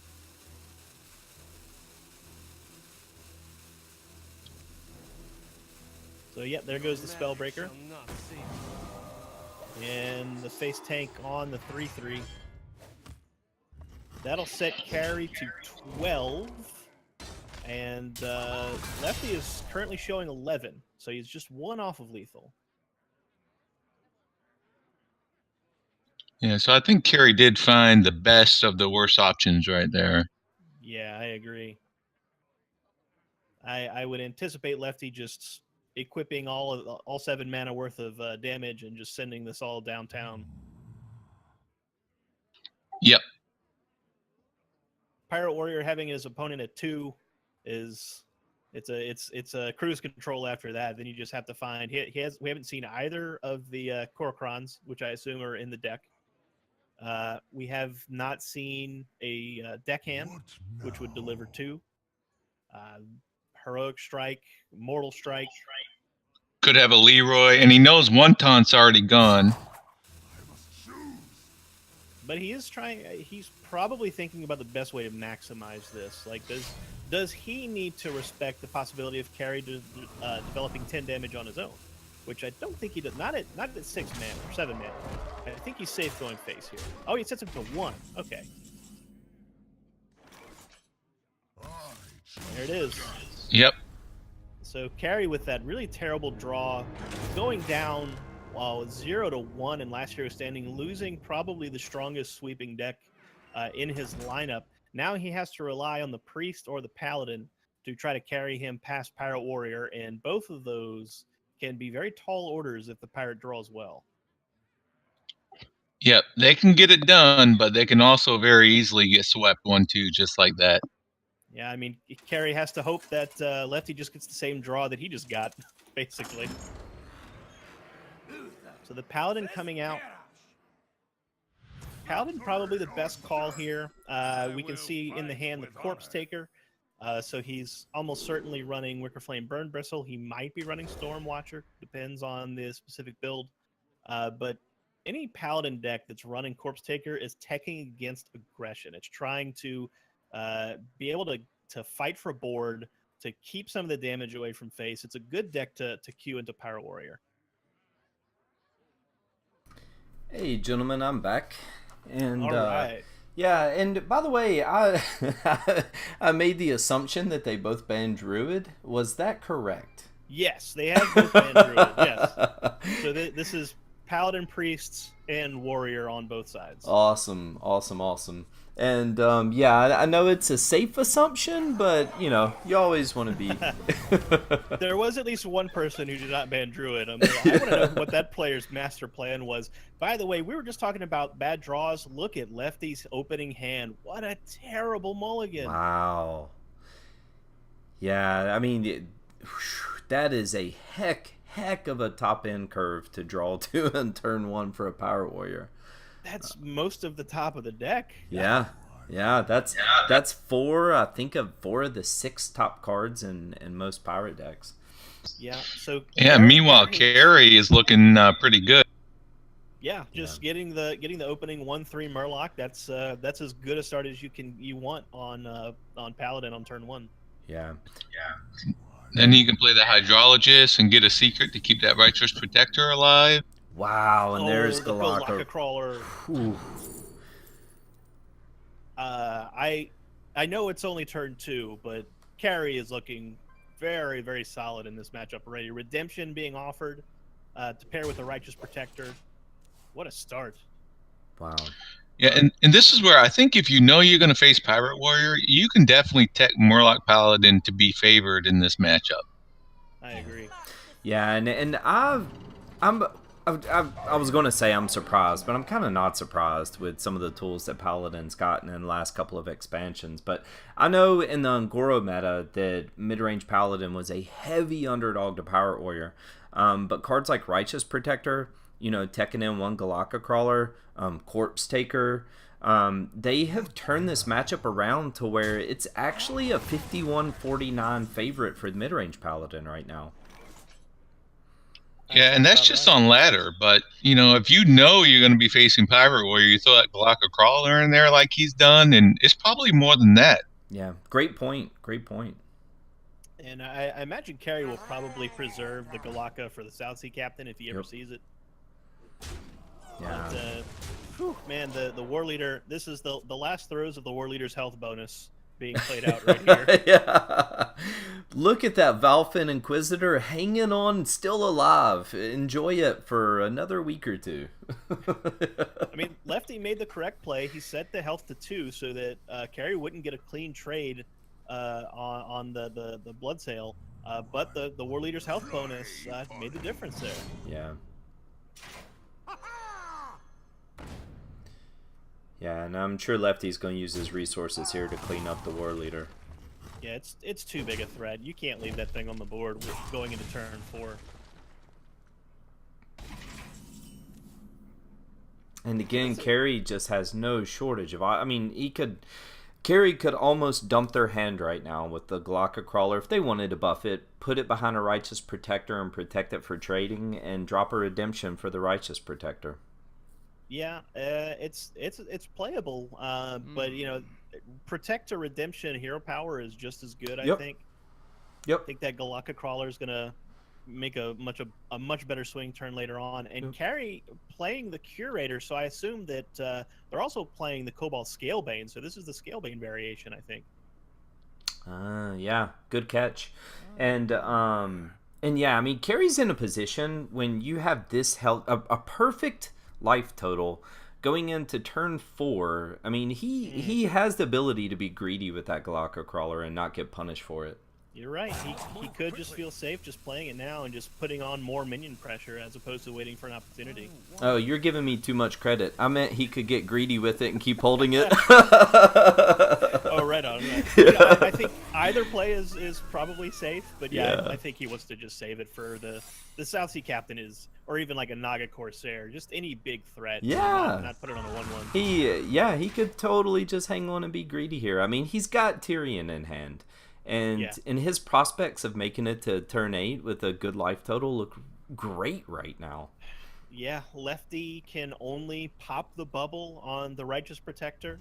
And then if he gets to kill it next turn, it's going to come right back. This is a bad look. Yeah. Oh, man. He's about to get the bad news right now. Yeah, and you know what? We were having this exact conversation in my team chat this week because we're all still so used to this being such a dominating matchup for the Pirate Warrior that it's just snuck up on all of us that it's a hair of a tick, but it's a tick in favor of the mid-range Paladin now. Wow, and there's Corpse Taker. So yeah, no Wind Fury, which means he's not running the Storm Watcher, which I would expect with the Curator in play. That's usually the choice of mid-range routes for this deck. Mhm. You either go with Storm Watcher for the Wind Fury, or you go with Curator and include a Scalebane. Yeah. Lefty has to feel pretty rough right now because, especially when he sees that Curator come down, because that Scalebane's going to be stuck behind 2-3 taunts at that point. Yeah, like Carry has kind of a weak turn on 6, but he's so ahead on board. He hasn't taken a single point of damage. Lefty has nothing on board. Like this is the Hydra is really his only option, but this is actually this is a terrible position because each one of those minions represents 3 damage. Yeah, it's going to put him at 4 health with another Righteous Protector coming down. Oh man. Yeah, it's going to put him at 4 health, and that's basically just GG at that point. Yeah. Oh, now I think he's just thinking about the crawler just to create board tension. Yeah. Because he's going to throw in those 1/1s into the Hydra. Yeah. Yeah. And man, Righteous Protector is just. I don't know if we all truly realized at the point that it was as much a nerf to Pirate Warrior as Galactica Crawler is, probably more so. Yeah, so he opted to just preserve his board and send those minions into face, which makes sense. Like he's got to hit 5 hits to 5 attacks to get through these taunts, and there's just no way for the Hydra to do that. No, and he actually, by creating such a wide board with that Hydra out there, creates lethal, so or double lethal. There you go. I suspect that Lefty has conceded the fact here, and is just playing out the turn. And when you're in a last hero standing situation where the decks are hidden, he's going to want to allow Carry to reveal as much of their deck as he can. Yeah, Get as much information as he can for the next match. Yep, and Carry does the right thing, even though we could all probably guess 99% of the cards that would be in a mid-range Paladin. Carry does the right thing by playing nothing. He just... Yeah, he conceals the Curator there. He did not play it on turn 7, so that's going to be a surprise for Lefty. Yeah. Yep, and then let me give Carry credit for their victory. Are you performing admin duties as well as casting and producing? Oh my goodness! I'm trying to. I'm trying. I've had to do that for the Coin Concede Listener League. It's having help is a magical, and I know the pain of having to do it all yourself. Yeah. And by the way, I'm sitting here like, wait, how do I color code things for Last Hero Standing? I think we just go with red, right? Yeah. I can't just red to show, or red or black to show that the deck is gone. Yeah. So I probably should not be using greens right now because those just fall off. Lefty opting for the Rizakis Priests. We see the Velen in hand, so this is going to be very much a cycle to burn style of deck. So he's chose to not queue up a mirror match, which I think is reasonable. Rizakis has such it's a really good win percentage right now in both Conquest and Last Hero Standing, so I think it's reasonable for him to try and get a win here on this rather than trying to queue into a mirror match first. Yeah. And Lefty has some amazing tools for a Priest versus Paladin matchup. That Silence can just bust a steed. Tar Creeper does very well against early Murlocs. Dragonfire is a great board clear. He's got Doomsayer. So Lefty has some good draws in the early going here. Yeah, that's not a bad hand for Rizakis at all, but Carry's hand looks just as good. Opening up with the Vilefin Inquisitor, Tidecaller behind it. Hero Power is going to start escalating the Tidecaller's damage. It's Blessing of Kings on 4. It's not bad. All right, sorry viewers. I had Carry up there as Super Mario up there as the player, but Carry is actually the sub for that. So sorry about that. Yeah, that was a last minute sub that we got just before we went live with this match. So yeah, the Doomsayer succeeded in clearing the board. Lefty picks up the initiative and he's got options here. He could just play out the Tar Creeper, or the Loot Hoarder could come down since he's not really facing any board pressure. And he does just that. Carry now kind of in a tricky position. No strong 3 plays. Just going to have to rely on a Tidecaller Hero Power or coin out a Corpse Taker, which really wouldn't be too bad, but it might be met with the Shadow Word Pain in Lefty's hand. Yeah, I mean, it's you know, knowing that you have Dragonfire Potion in hand, you can be a little more liberal with the Shadow Word Pain in this Paladin matchup. When you're playing these Highlander type decks, these one-of decks, it's really important to preserve your cards if you can. Like, you don't want to just throw away an answer if it may be useful later. You want to try and use the cards you've already deployed to try and get the advantages that you're trying to get by playing cards out of your hand instead, and just preserve those cards for later on. Yeah. And Carrie does exactly what you thought with coining out the Corpse Taker there. Yep. So Lefty could go with the Tar Creeper, could go with the Glimmer Root here, just to pick up something. And I see what we're just talking about preserving cards. Like, I think a lot of people who might be new to this deck might reflexively want to hit that silence on all the effects that are on that 3/3, but that's probably not correct. Like, you don't want to throw away silence this early on something that's really only threatening 3 damage. It's not a huge threat. So yeah, he's going to go with the Shadow Word Pain. I'm actually surprised by that. I would have expected the Tar Creeper or the Glimmer Root to come down. Yeah, he could pop the bubble already. Yeah, he could just pop the bubble with the 2/1, you know, and just create a difficult trade for carry. So I'm curious about that, because I guess he was just trying to protect against like a Blessing of Kings. You know, we have caster vision, so we can see that Carry has it, but you know, Lefty doesn't know that, so maybe. But you know, if he does have it, he's going to use it eventually. So, you know, popping the bubble takes away a Blessing of Kings on the bubble, gives him a card, and saves the pain for a War Leader down the road. Yeah, I would agree with that line. I would have preferred a minion development there. Yeah, and you know, now with Paladin, we have so much to worry about when we're facing Paladin with those turn 6, you know, with Steed, turn 7 with Bone Mare. Yeah, there's so many buffs for the Paladin now that just get played on curve. And so if you're Lefty, you've got to be thinking about, and maybe this speaks a little bit more to that last turn too, you've got to be thinking about getting some minions out there so that you don't have to use all of your spells for removal. Man, the Loot Hoarder trades in and produces Raza perfectly on curve. Yeah. What a top deck. You know that's got to go into play immediately. There it is. Yeah. And Raza, which is one of the most beautiful cards to look at. Let's give some credit to our awesome Hearthstone animation. I was fortunate enough to bust a golden Raza during my initial pack opening for Mean Streets, and I have been waiting patiently for this meta where it's relevant. Man, Raza is a beautiful card. Yeah, Carrie got some awkward development options here. Gonna go with probably the Tidecaller plus a 4-drop. The Blessing of Kings could trade away the Raza, or he could use the Megasaur to protect the Tidecaller.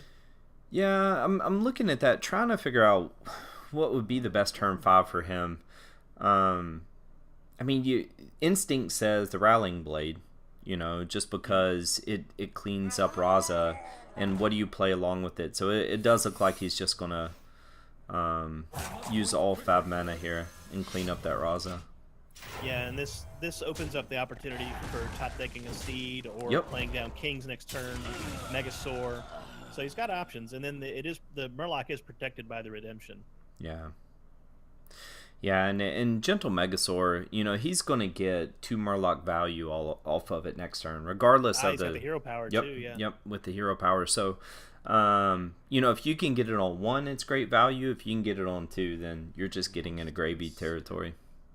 Yeah, like the Megasaur is such an efficient minion. Like the 5/4 body for 4 mana is still good, even by itself. Yeah. And just getting a bonus on even 1 or 2 small Murlocs is positive value all the way. Yeah. No, and it's actually one of the better when you talk about just mana efficiency and impact. It's one of the better neutral minions that we have.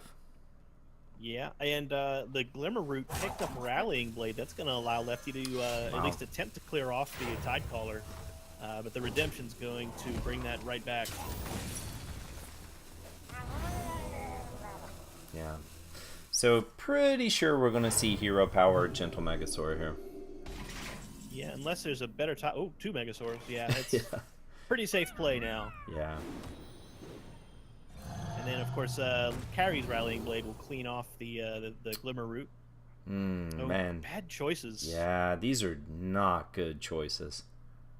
I think Wind Fury is kind of my first instinct, but you might even go for the Liquid Membrane to shut off Potion of Madness.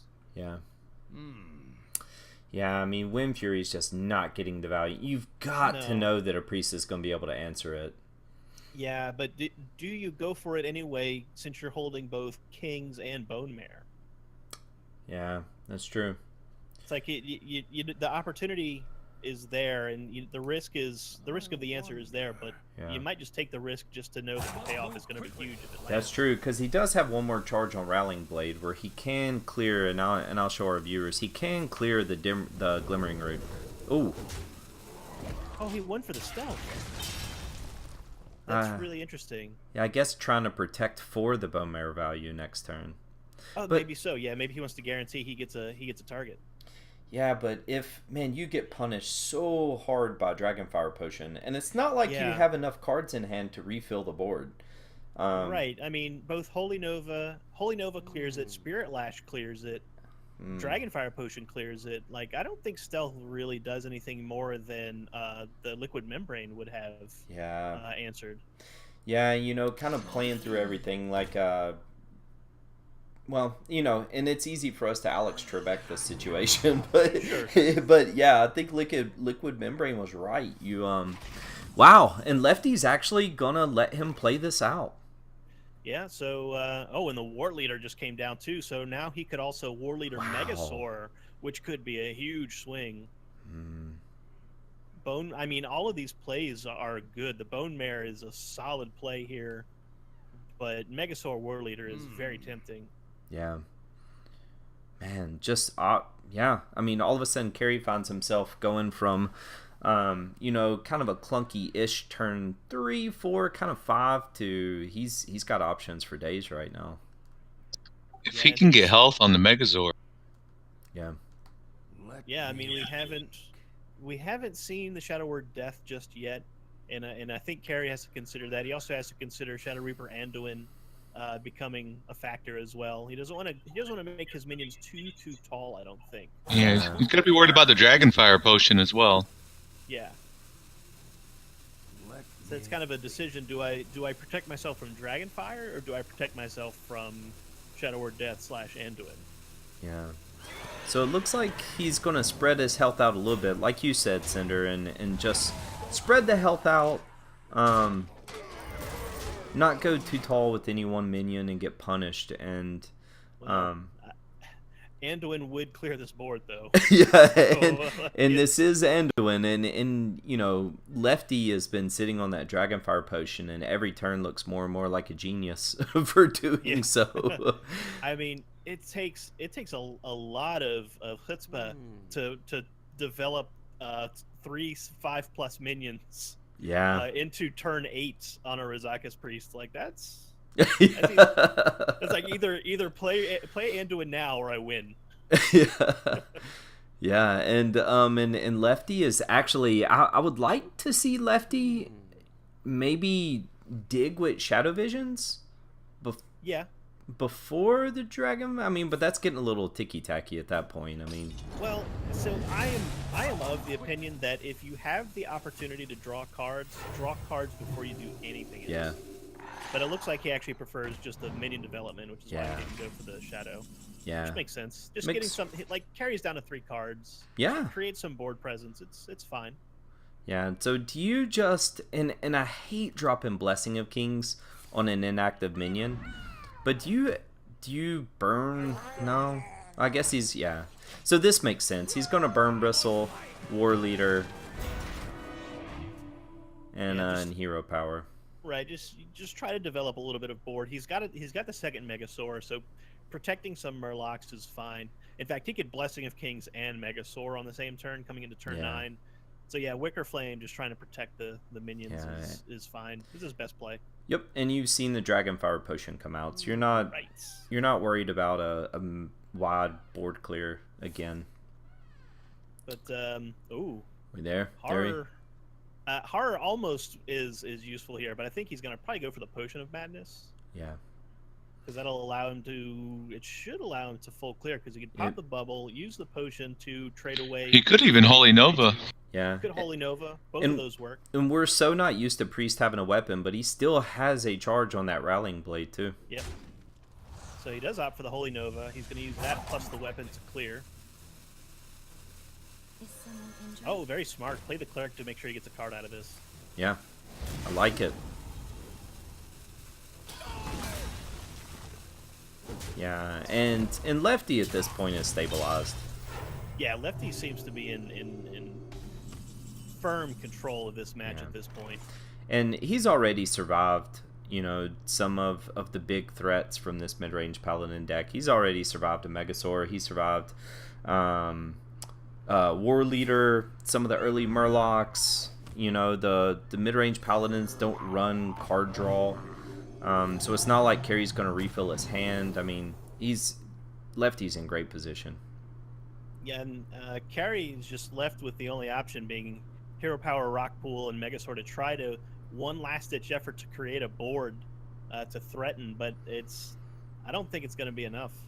No, it won't. The Tor Creeper, Silence, even Pint-Sized Potion for efficient trading, which I don't think he only has. Yeah, he does have 2 minions on board. Okay, so he could try to go Spores here, right? Yeah, he did. I would go Spores for sure, I think. There's a Greater Healing Potion too, just in case Lefty does take any damage. But given the texture of the board here, Lefty's going to be able to draw additional cards off of the Northshire Cleric, so he's just putting himself further ahead. Yeah. And he could silence, if he wants to avoid a wide board again, he could have gone Silence on one of these Murlocs, but I think it makes sense to hold that Silence for a heavier target since he's in such dominating control right now. Yeah, he hasn't seen Tyrion yet, and Tyrion is almost certainly in the deck, so I would think that's what he's going to wait for Silence for. But I mean, it's the Priest still has Shadow Word, Horror, and still has Spirit Lash to play through. Yeah. So there's still some AoE that needs to be respected. Yep. I like Velen, actually. Yeah, like he's so far ahead, he doesn't need it for the combo. It's just a 7/7. It creates a huge amount of threat that Carrie has to answer and can't. Yeah. So you have to imagine, when you're in this position that Carrie's in, you don't want to afford the control deck any more draw. So you have to think Carrie's going to prioritize trying to deal with this Cleric. It's just a matter of how. I don't know. What do you think, Cinder? I mean, the draw, it's about the only thing that Carrie could answer here. I mean, if he wanted to try and take out the Velen, he could do that, which looks like he might actually be going for. Oh no, he is going to take out the Cleric. Yeah. Okay. Use the Righteous Protector to try to block off some of the trades. But yeah, like you're right. Like, I mean, when you're behind, the last thing you want versus a control, or not even really a control deck, a combo deck, is for them to start drawing through their deck. Yeah. Like he knows that there's no Anduin because he would have played it. Yeah. Like, I mean, there's no reason not to play Anduin when Priest is ahead. So he knows that he's going to try and dig for Anduin. So if he can shut that off, yeah, he wants to do that. Yeah. Yeah, and Lefty, just kind of looking at his options and what would be best. I mean, Carrie's in a top decking situation. I like getting the Priest of the Feast out there. I mean, Lefty's he's asking questions left and right at this point. Yeah, honestly, the Priest of the Feast is just there to create a body. Like, there's no there's no really need for healing at this point. Yeah, I mean, Lefty's almost daring carry at this point. Like, hey, here's one of my large heal resources. Deal with it. Yeah. You know. Right. And just a single spell plus a hero power, and Lefty's going to be back to 30. So I mean, wow, Yeah. he's getting aggressive on the silence. Like he's like, okay, you haven't played Tyrion, your hand is empty. I'm just going to press the advantage here. yeah. Heals Velen after the big trade. This is great. Tyrion would be huge. Nope, he doesn't get it. Yeah, the odds Carrie still has 15 cards in the deck, so the odds of pulling Tyrion are pretty slim. Yeah. So I think.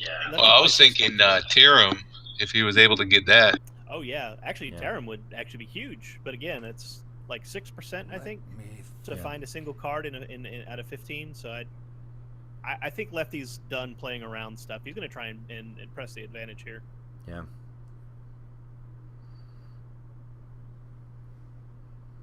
Yeah, so Carrie is just faced with what's my least worst choice at this point. And the only choice is the Hydrologist. It's just a matter of how he sequences his trades here. Wow, like Redemption will bring back a plant. Getaway Kodo might get you a plant. Like Repentance really is the only option here. Yeah, agreed. Oh, he goes for the Getaway Kodo. He's Oh my goodness. he's an eco warrior. So Carrie's just gonna try and clean up the board here. So Carrie's gonna prioritize Prophet Velen. Yeah, and that's understandable because as soon as if Anduin or even a Mind Blast comes into hand, like game's over. Yeah. So Velen needs to go. Yeah, and I know Lefty's sitting on the Gluttonous Ooze, to catch another Rallying Blade or Tyrion after the fact. And understandably, pint-sized potions, relatively useless in this situation. So you obviously aren't going to play your Greater Healing Potion. So yeah, it looks like he's just going to clean the board up one minion at a time and heal and pass. Yeah, there's no need for him to play out anything in his hand. Like I don't think he wants to fall into the trap of like, oh, I hero powered and didn't do anything. It feels bad. No, it's fine. Like you're way ahead. Yeah. And Carrie held the Getaway Kodo. So they know that there's still some value minions in the deck. Notably Finja is still in the deck. Mm-hmm. Is it? Have we seen Finja? We have not seen Finja. Okay, so Tyrion is still in the deck. Yeah. So Tarim. the Getaway Kodo makes sense. Yeah, Tarim's still in the deck. And no need to trade, just sending everything to the face. Ooh. Oh yeah, that's going to get some work. Yeah, it's going to do a little bit of healing and take 2 minions off the board easily.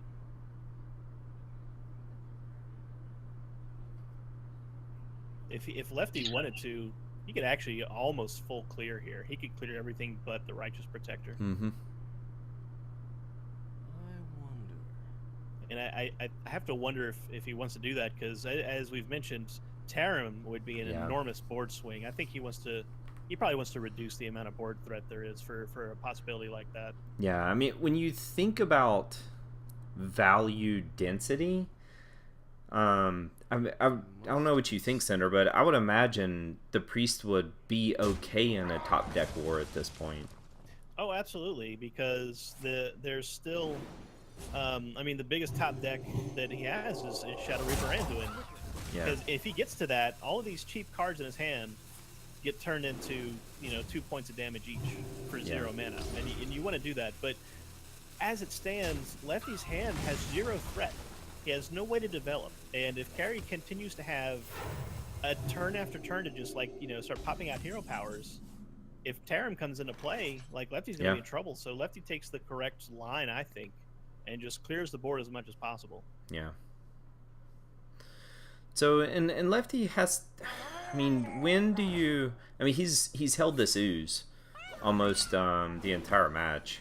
Yeah. So and he doesn't have any clears in hand. So you've got to wonder when. Of course it would make sense for him to draw right now with Power Word Shield, but when do you just play the ooze for a board presence?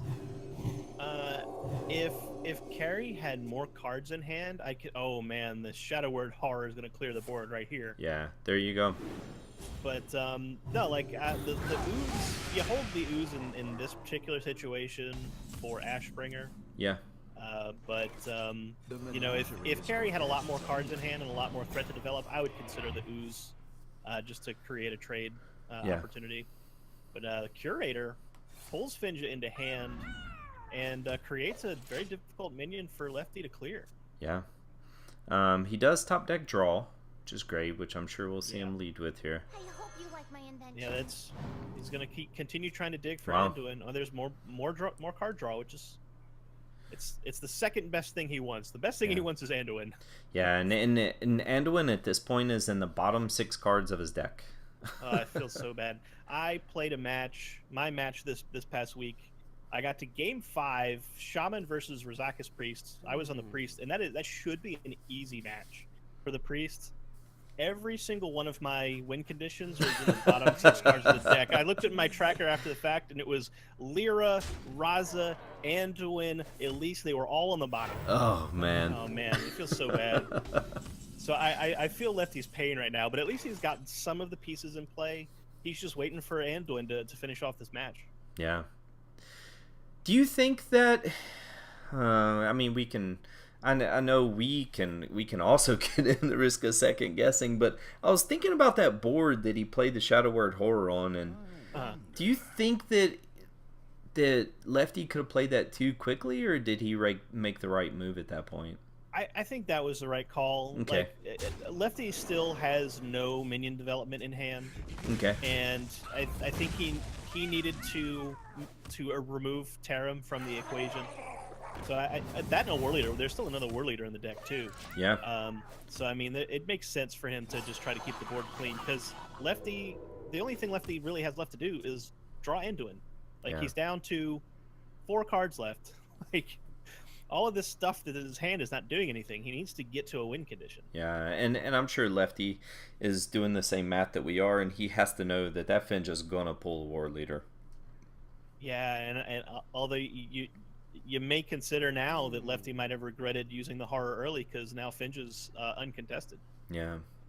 Yeah, and so, I mean, if you're in Lefty's shoes at this point, you're trying to figure out how to minimize the damage here.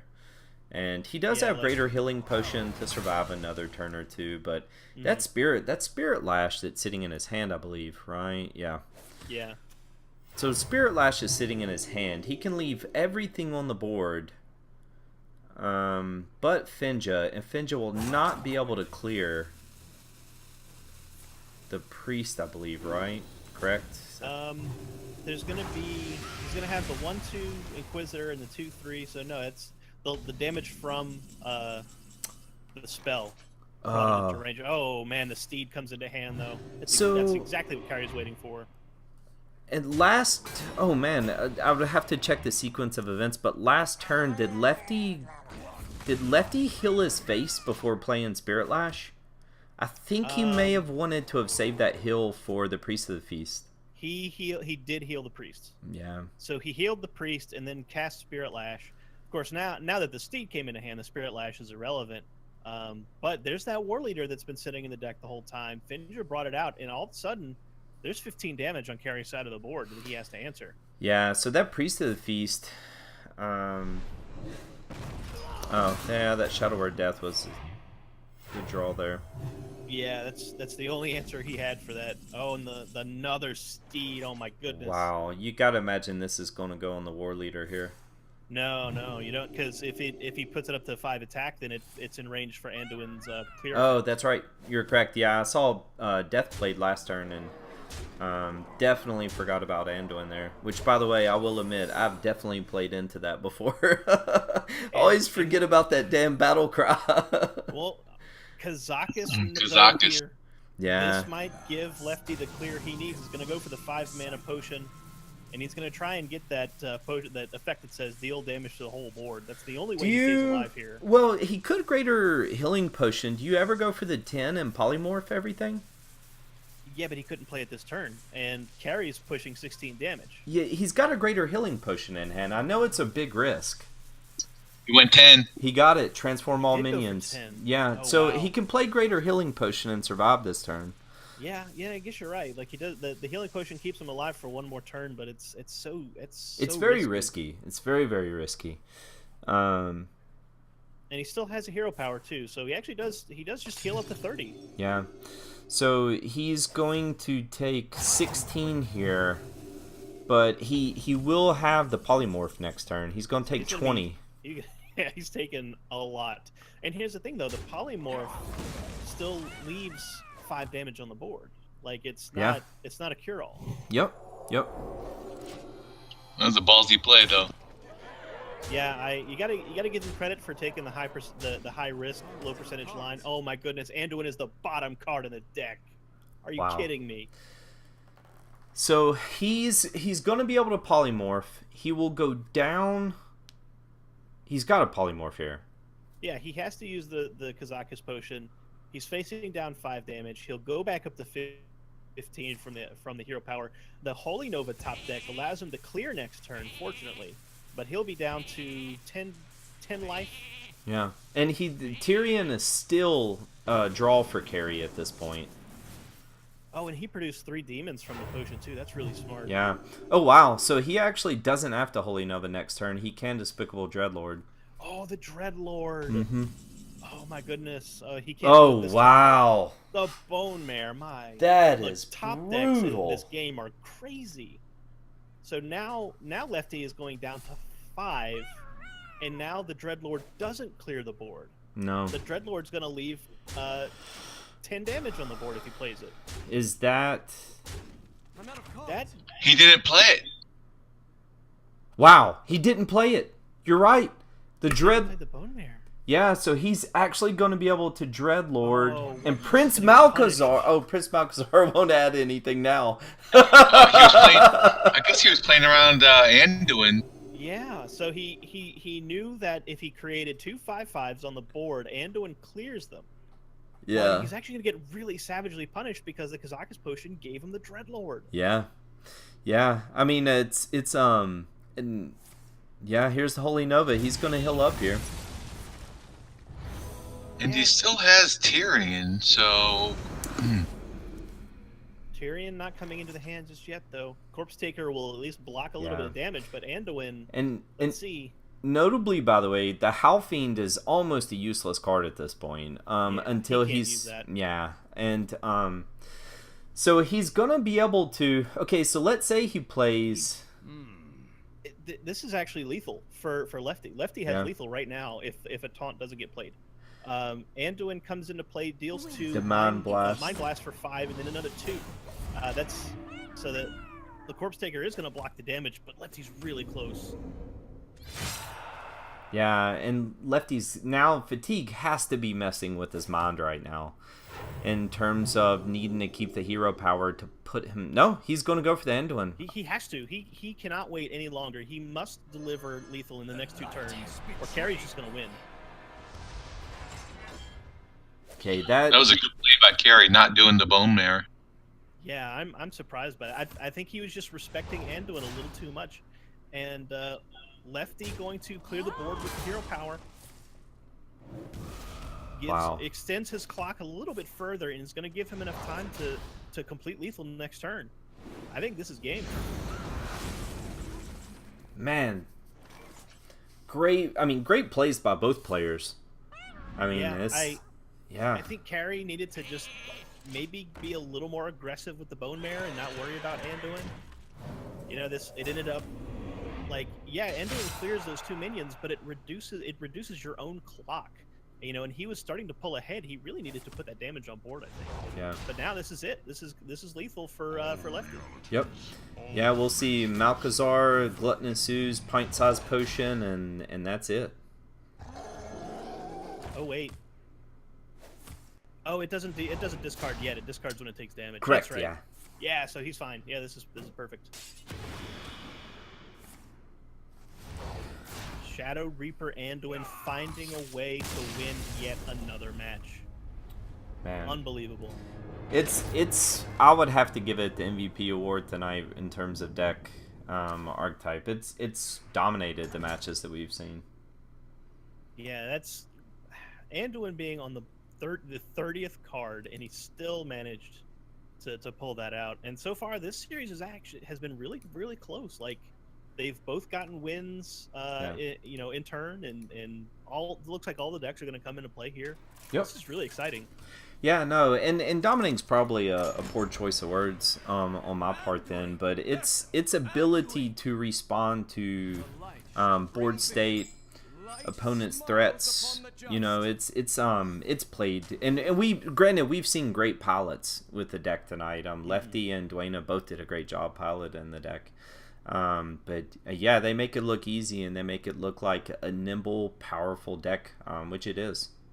Yeah, it has so many ways to answer so many situations. It can pull itself out of some really sticky spots.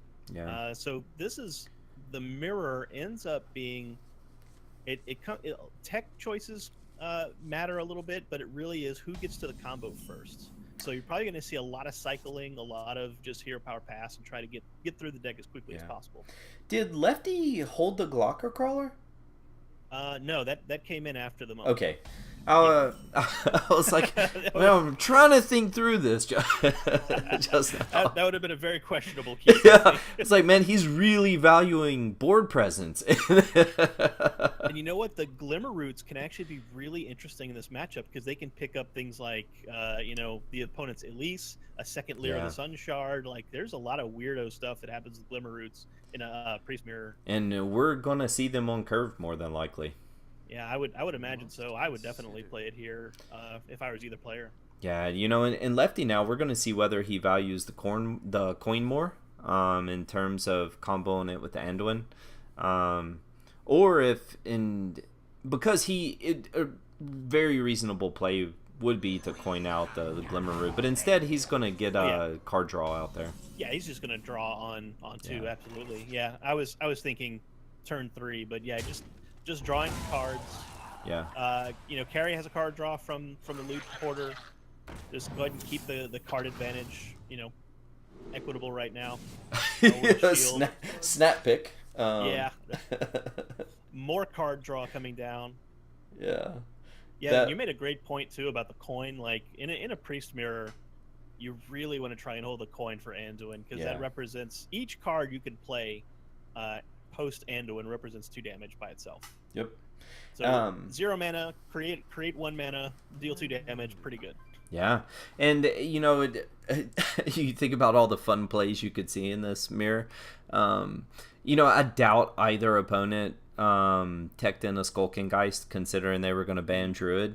But man, if one of them had Skulking Geist, we would see some really hard decisions being made. Yeah, because Skulking Geist is definitely a 2-edged sword in this matchup because it does take away a lot of tools and it does take away the power of the combo, but on the other hand, it gets you to your combo faster.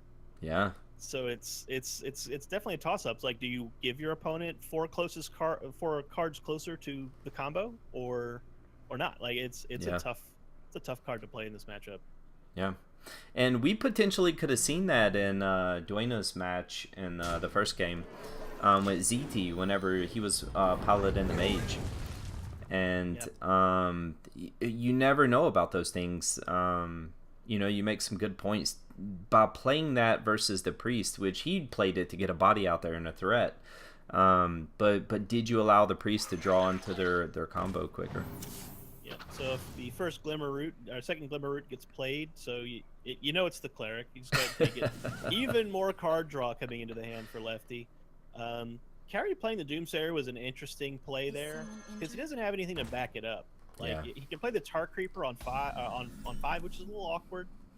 The Ooze can be played as a 3/3 here if he wanted to, but yeah, like it didn't get a lot of big play, but that Power Word Shield will at least. A second one. Yeah, and I like this on Carrie's part because you're forcing Lefty to have to use resources to deal with this Tar Creeper, which will offer better protection for some of his 3 attack and lesser minions, like the Radiant Elemental in hand or his own Cleric. But I tell you what, though, Lefty just picked up the Burgly Bully, which in the mirror is a big deal. Yeah. Because Priest cannot handle that 4/6 body, and it's going to generate coins almost certainly before it gets traded away. Let's see, and how many cards? Looks like he's got 8 cards in hand. Yeah. So yeah, lefty's on 8 cards and carry's on 7. And carry just picked up the novice engineer for even more card draw. Yeah. So I was sitting there wondering, because lefty does have the cleric on board, if he plays the Burgly Bully, it would be very easy for carry to cause lefty to burn cards. Yeah, that's a possibility. You know, just put coins into lefty's hand, and you know, Yeah. make him draw cards. But that's so risky, though. You don't want to give a Razakis Priest coins. You know, that's just, as we said, it's like a card that creates a mana and deals 2 damage every time you cast it. Yeah. Like it's very dangerous.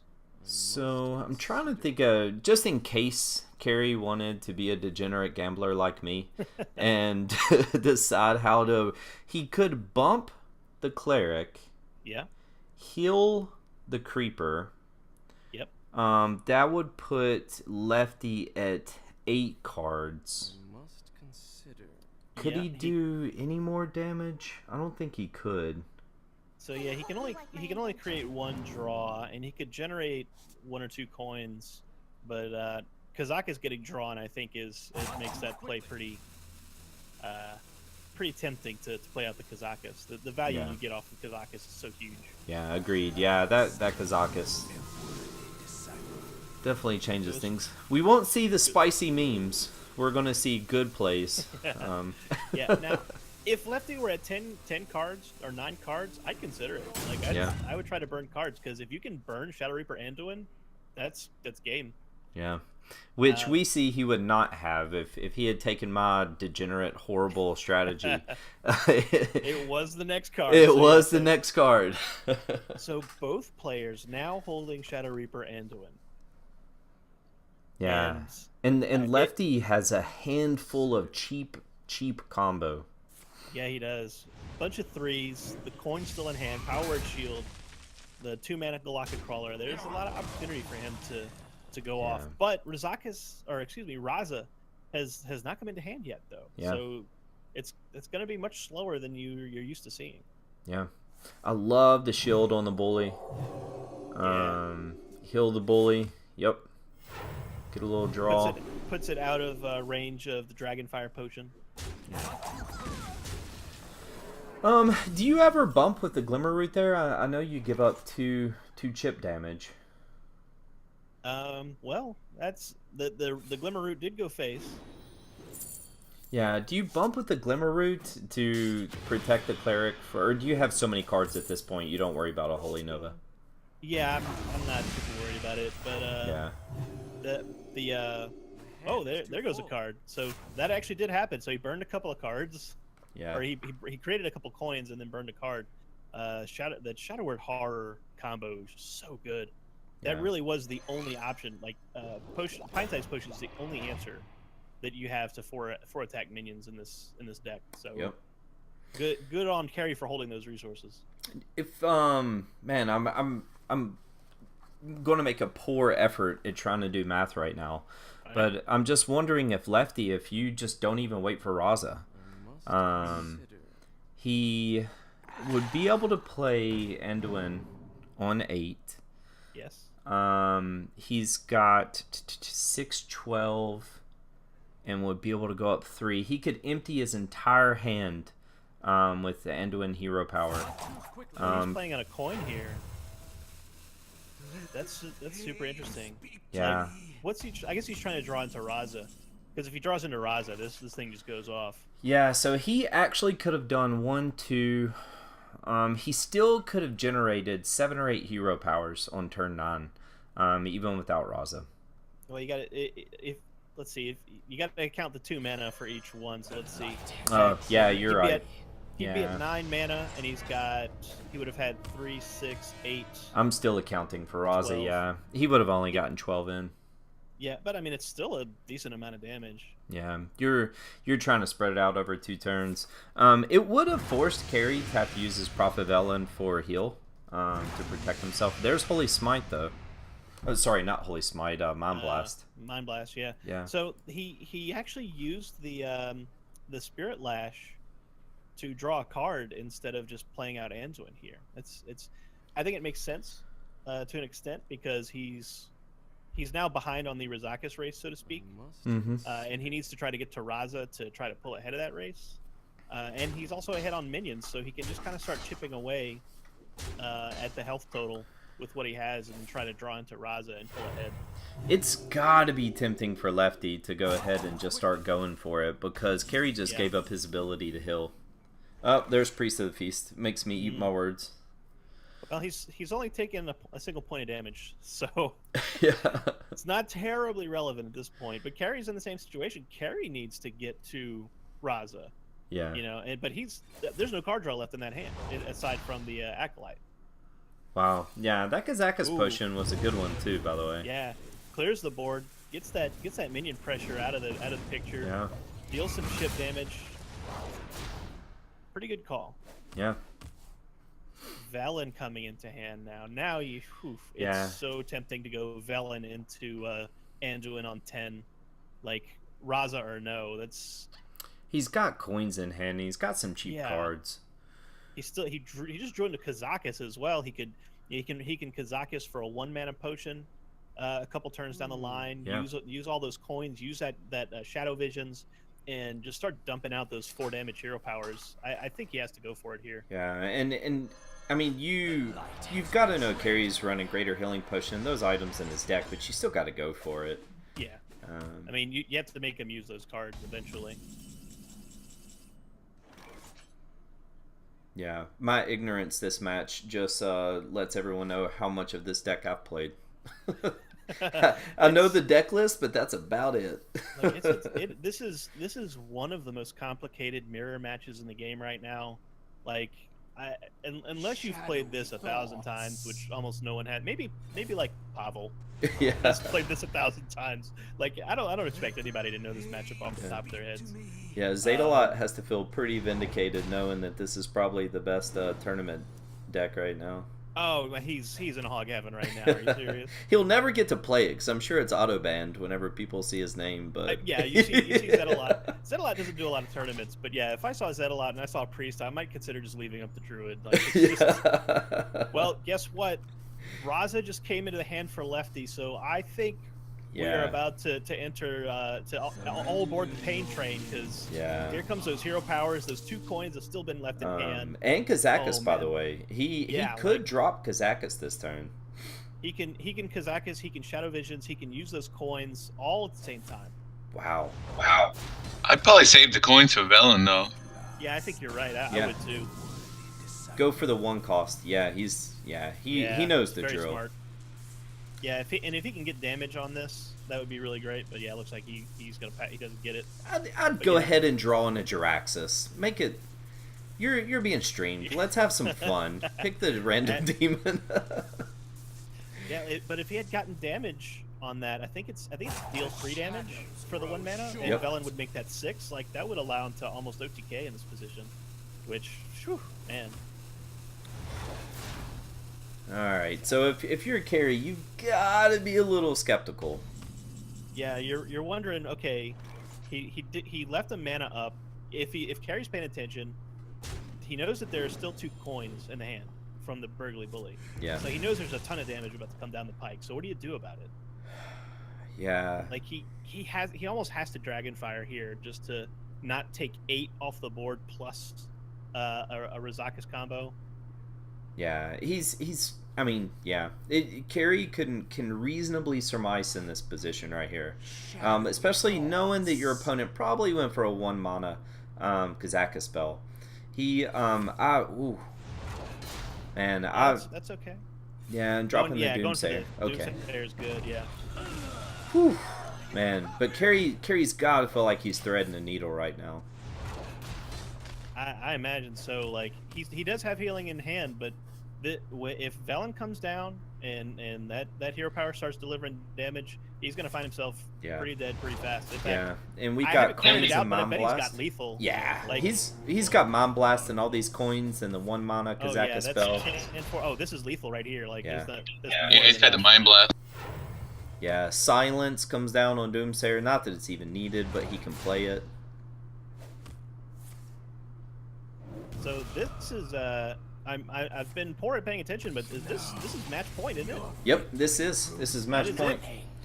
So Carrie's Razakis last Priest spell gets the goes. work. Yeah, his last class goes down. Sorry, I was double checking just to be sure. Man, that Razakis Priest just does so much work. It is one of the few decks that is extremely solid in any format. Like, you can take this in Conquest, you can take it in Last Hero Standing, and it's just good. Yeah. Like, it's so hard to target, and it can answer almost any deck. Yeah. No, and so man, we I know the series scores were 3-0 and 3-1, but man, I feel like we saw some great Hearthstone gameplay tonight. Oh no, both of those series had some really top level play. Maybe aside from Dwayna misclicking on the. We had given him so much credit I too. know. I was like, oh, he's playing around the secrets. Of course. But no, it's great to see Dwayna play in a competitive format because he doesn't do a lot of tournaments. Yeah. You know, he's a regular on ladder, and everybody in on ladder knows who he is. But it's great to see him in a tournament setting. And then. That last series, yeah, it was only four games out of 5, but the amount of like really difficult decision making on both players' parts, really good. I think there's very little room, very few errors. Yeah. You know, maybe some lower percentage lines, but you know, I think even the lines that were taken were calculated risks. You know, Yeah. they weren't just misplays. It was one player saying, okay, do I take A at 53% with a 53% payout, or do I take B with a 40% success rate but an 80% payout? Like, there's some tough decisions there. Yeah, no, it was great gameplay all around. And I think it was actually pretty cool, and we may do this again, to actually see a Conquest series and then turn around and see a Last Hero Standing series.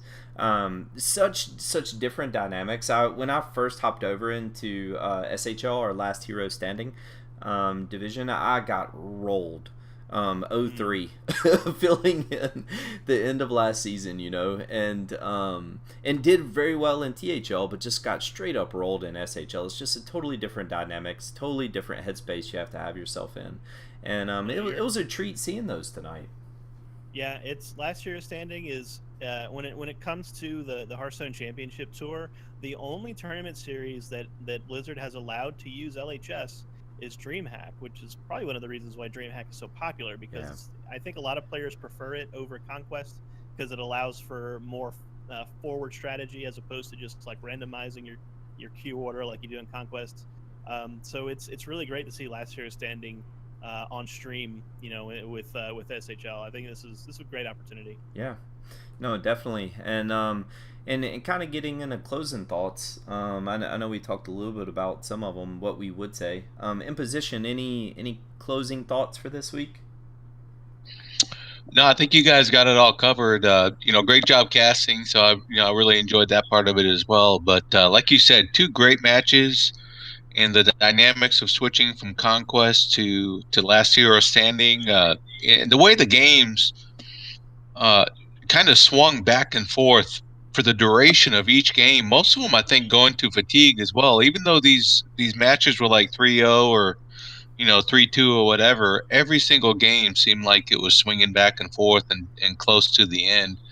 And all the players, I thought, played really well. So some great games tonight. I thought it went really well. Yeah, no, I love it. Cinder, any last thoughts on your side? I only that this is my first time casting outside of my own little bubble of the Coin Concede podcast. So this was a lot of fun, and I look forward to doing it again if I get the opportunity. Yeah, oh, absolutely. And my closing thoughts were actually for you guys. I mean, the gameplay was phenomenal tonight. Each match felt like at some point balance was in play, where it could have gone either way.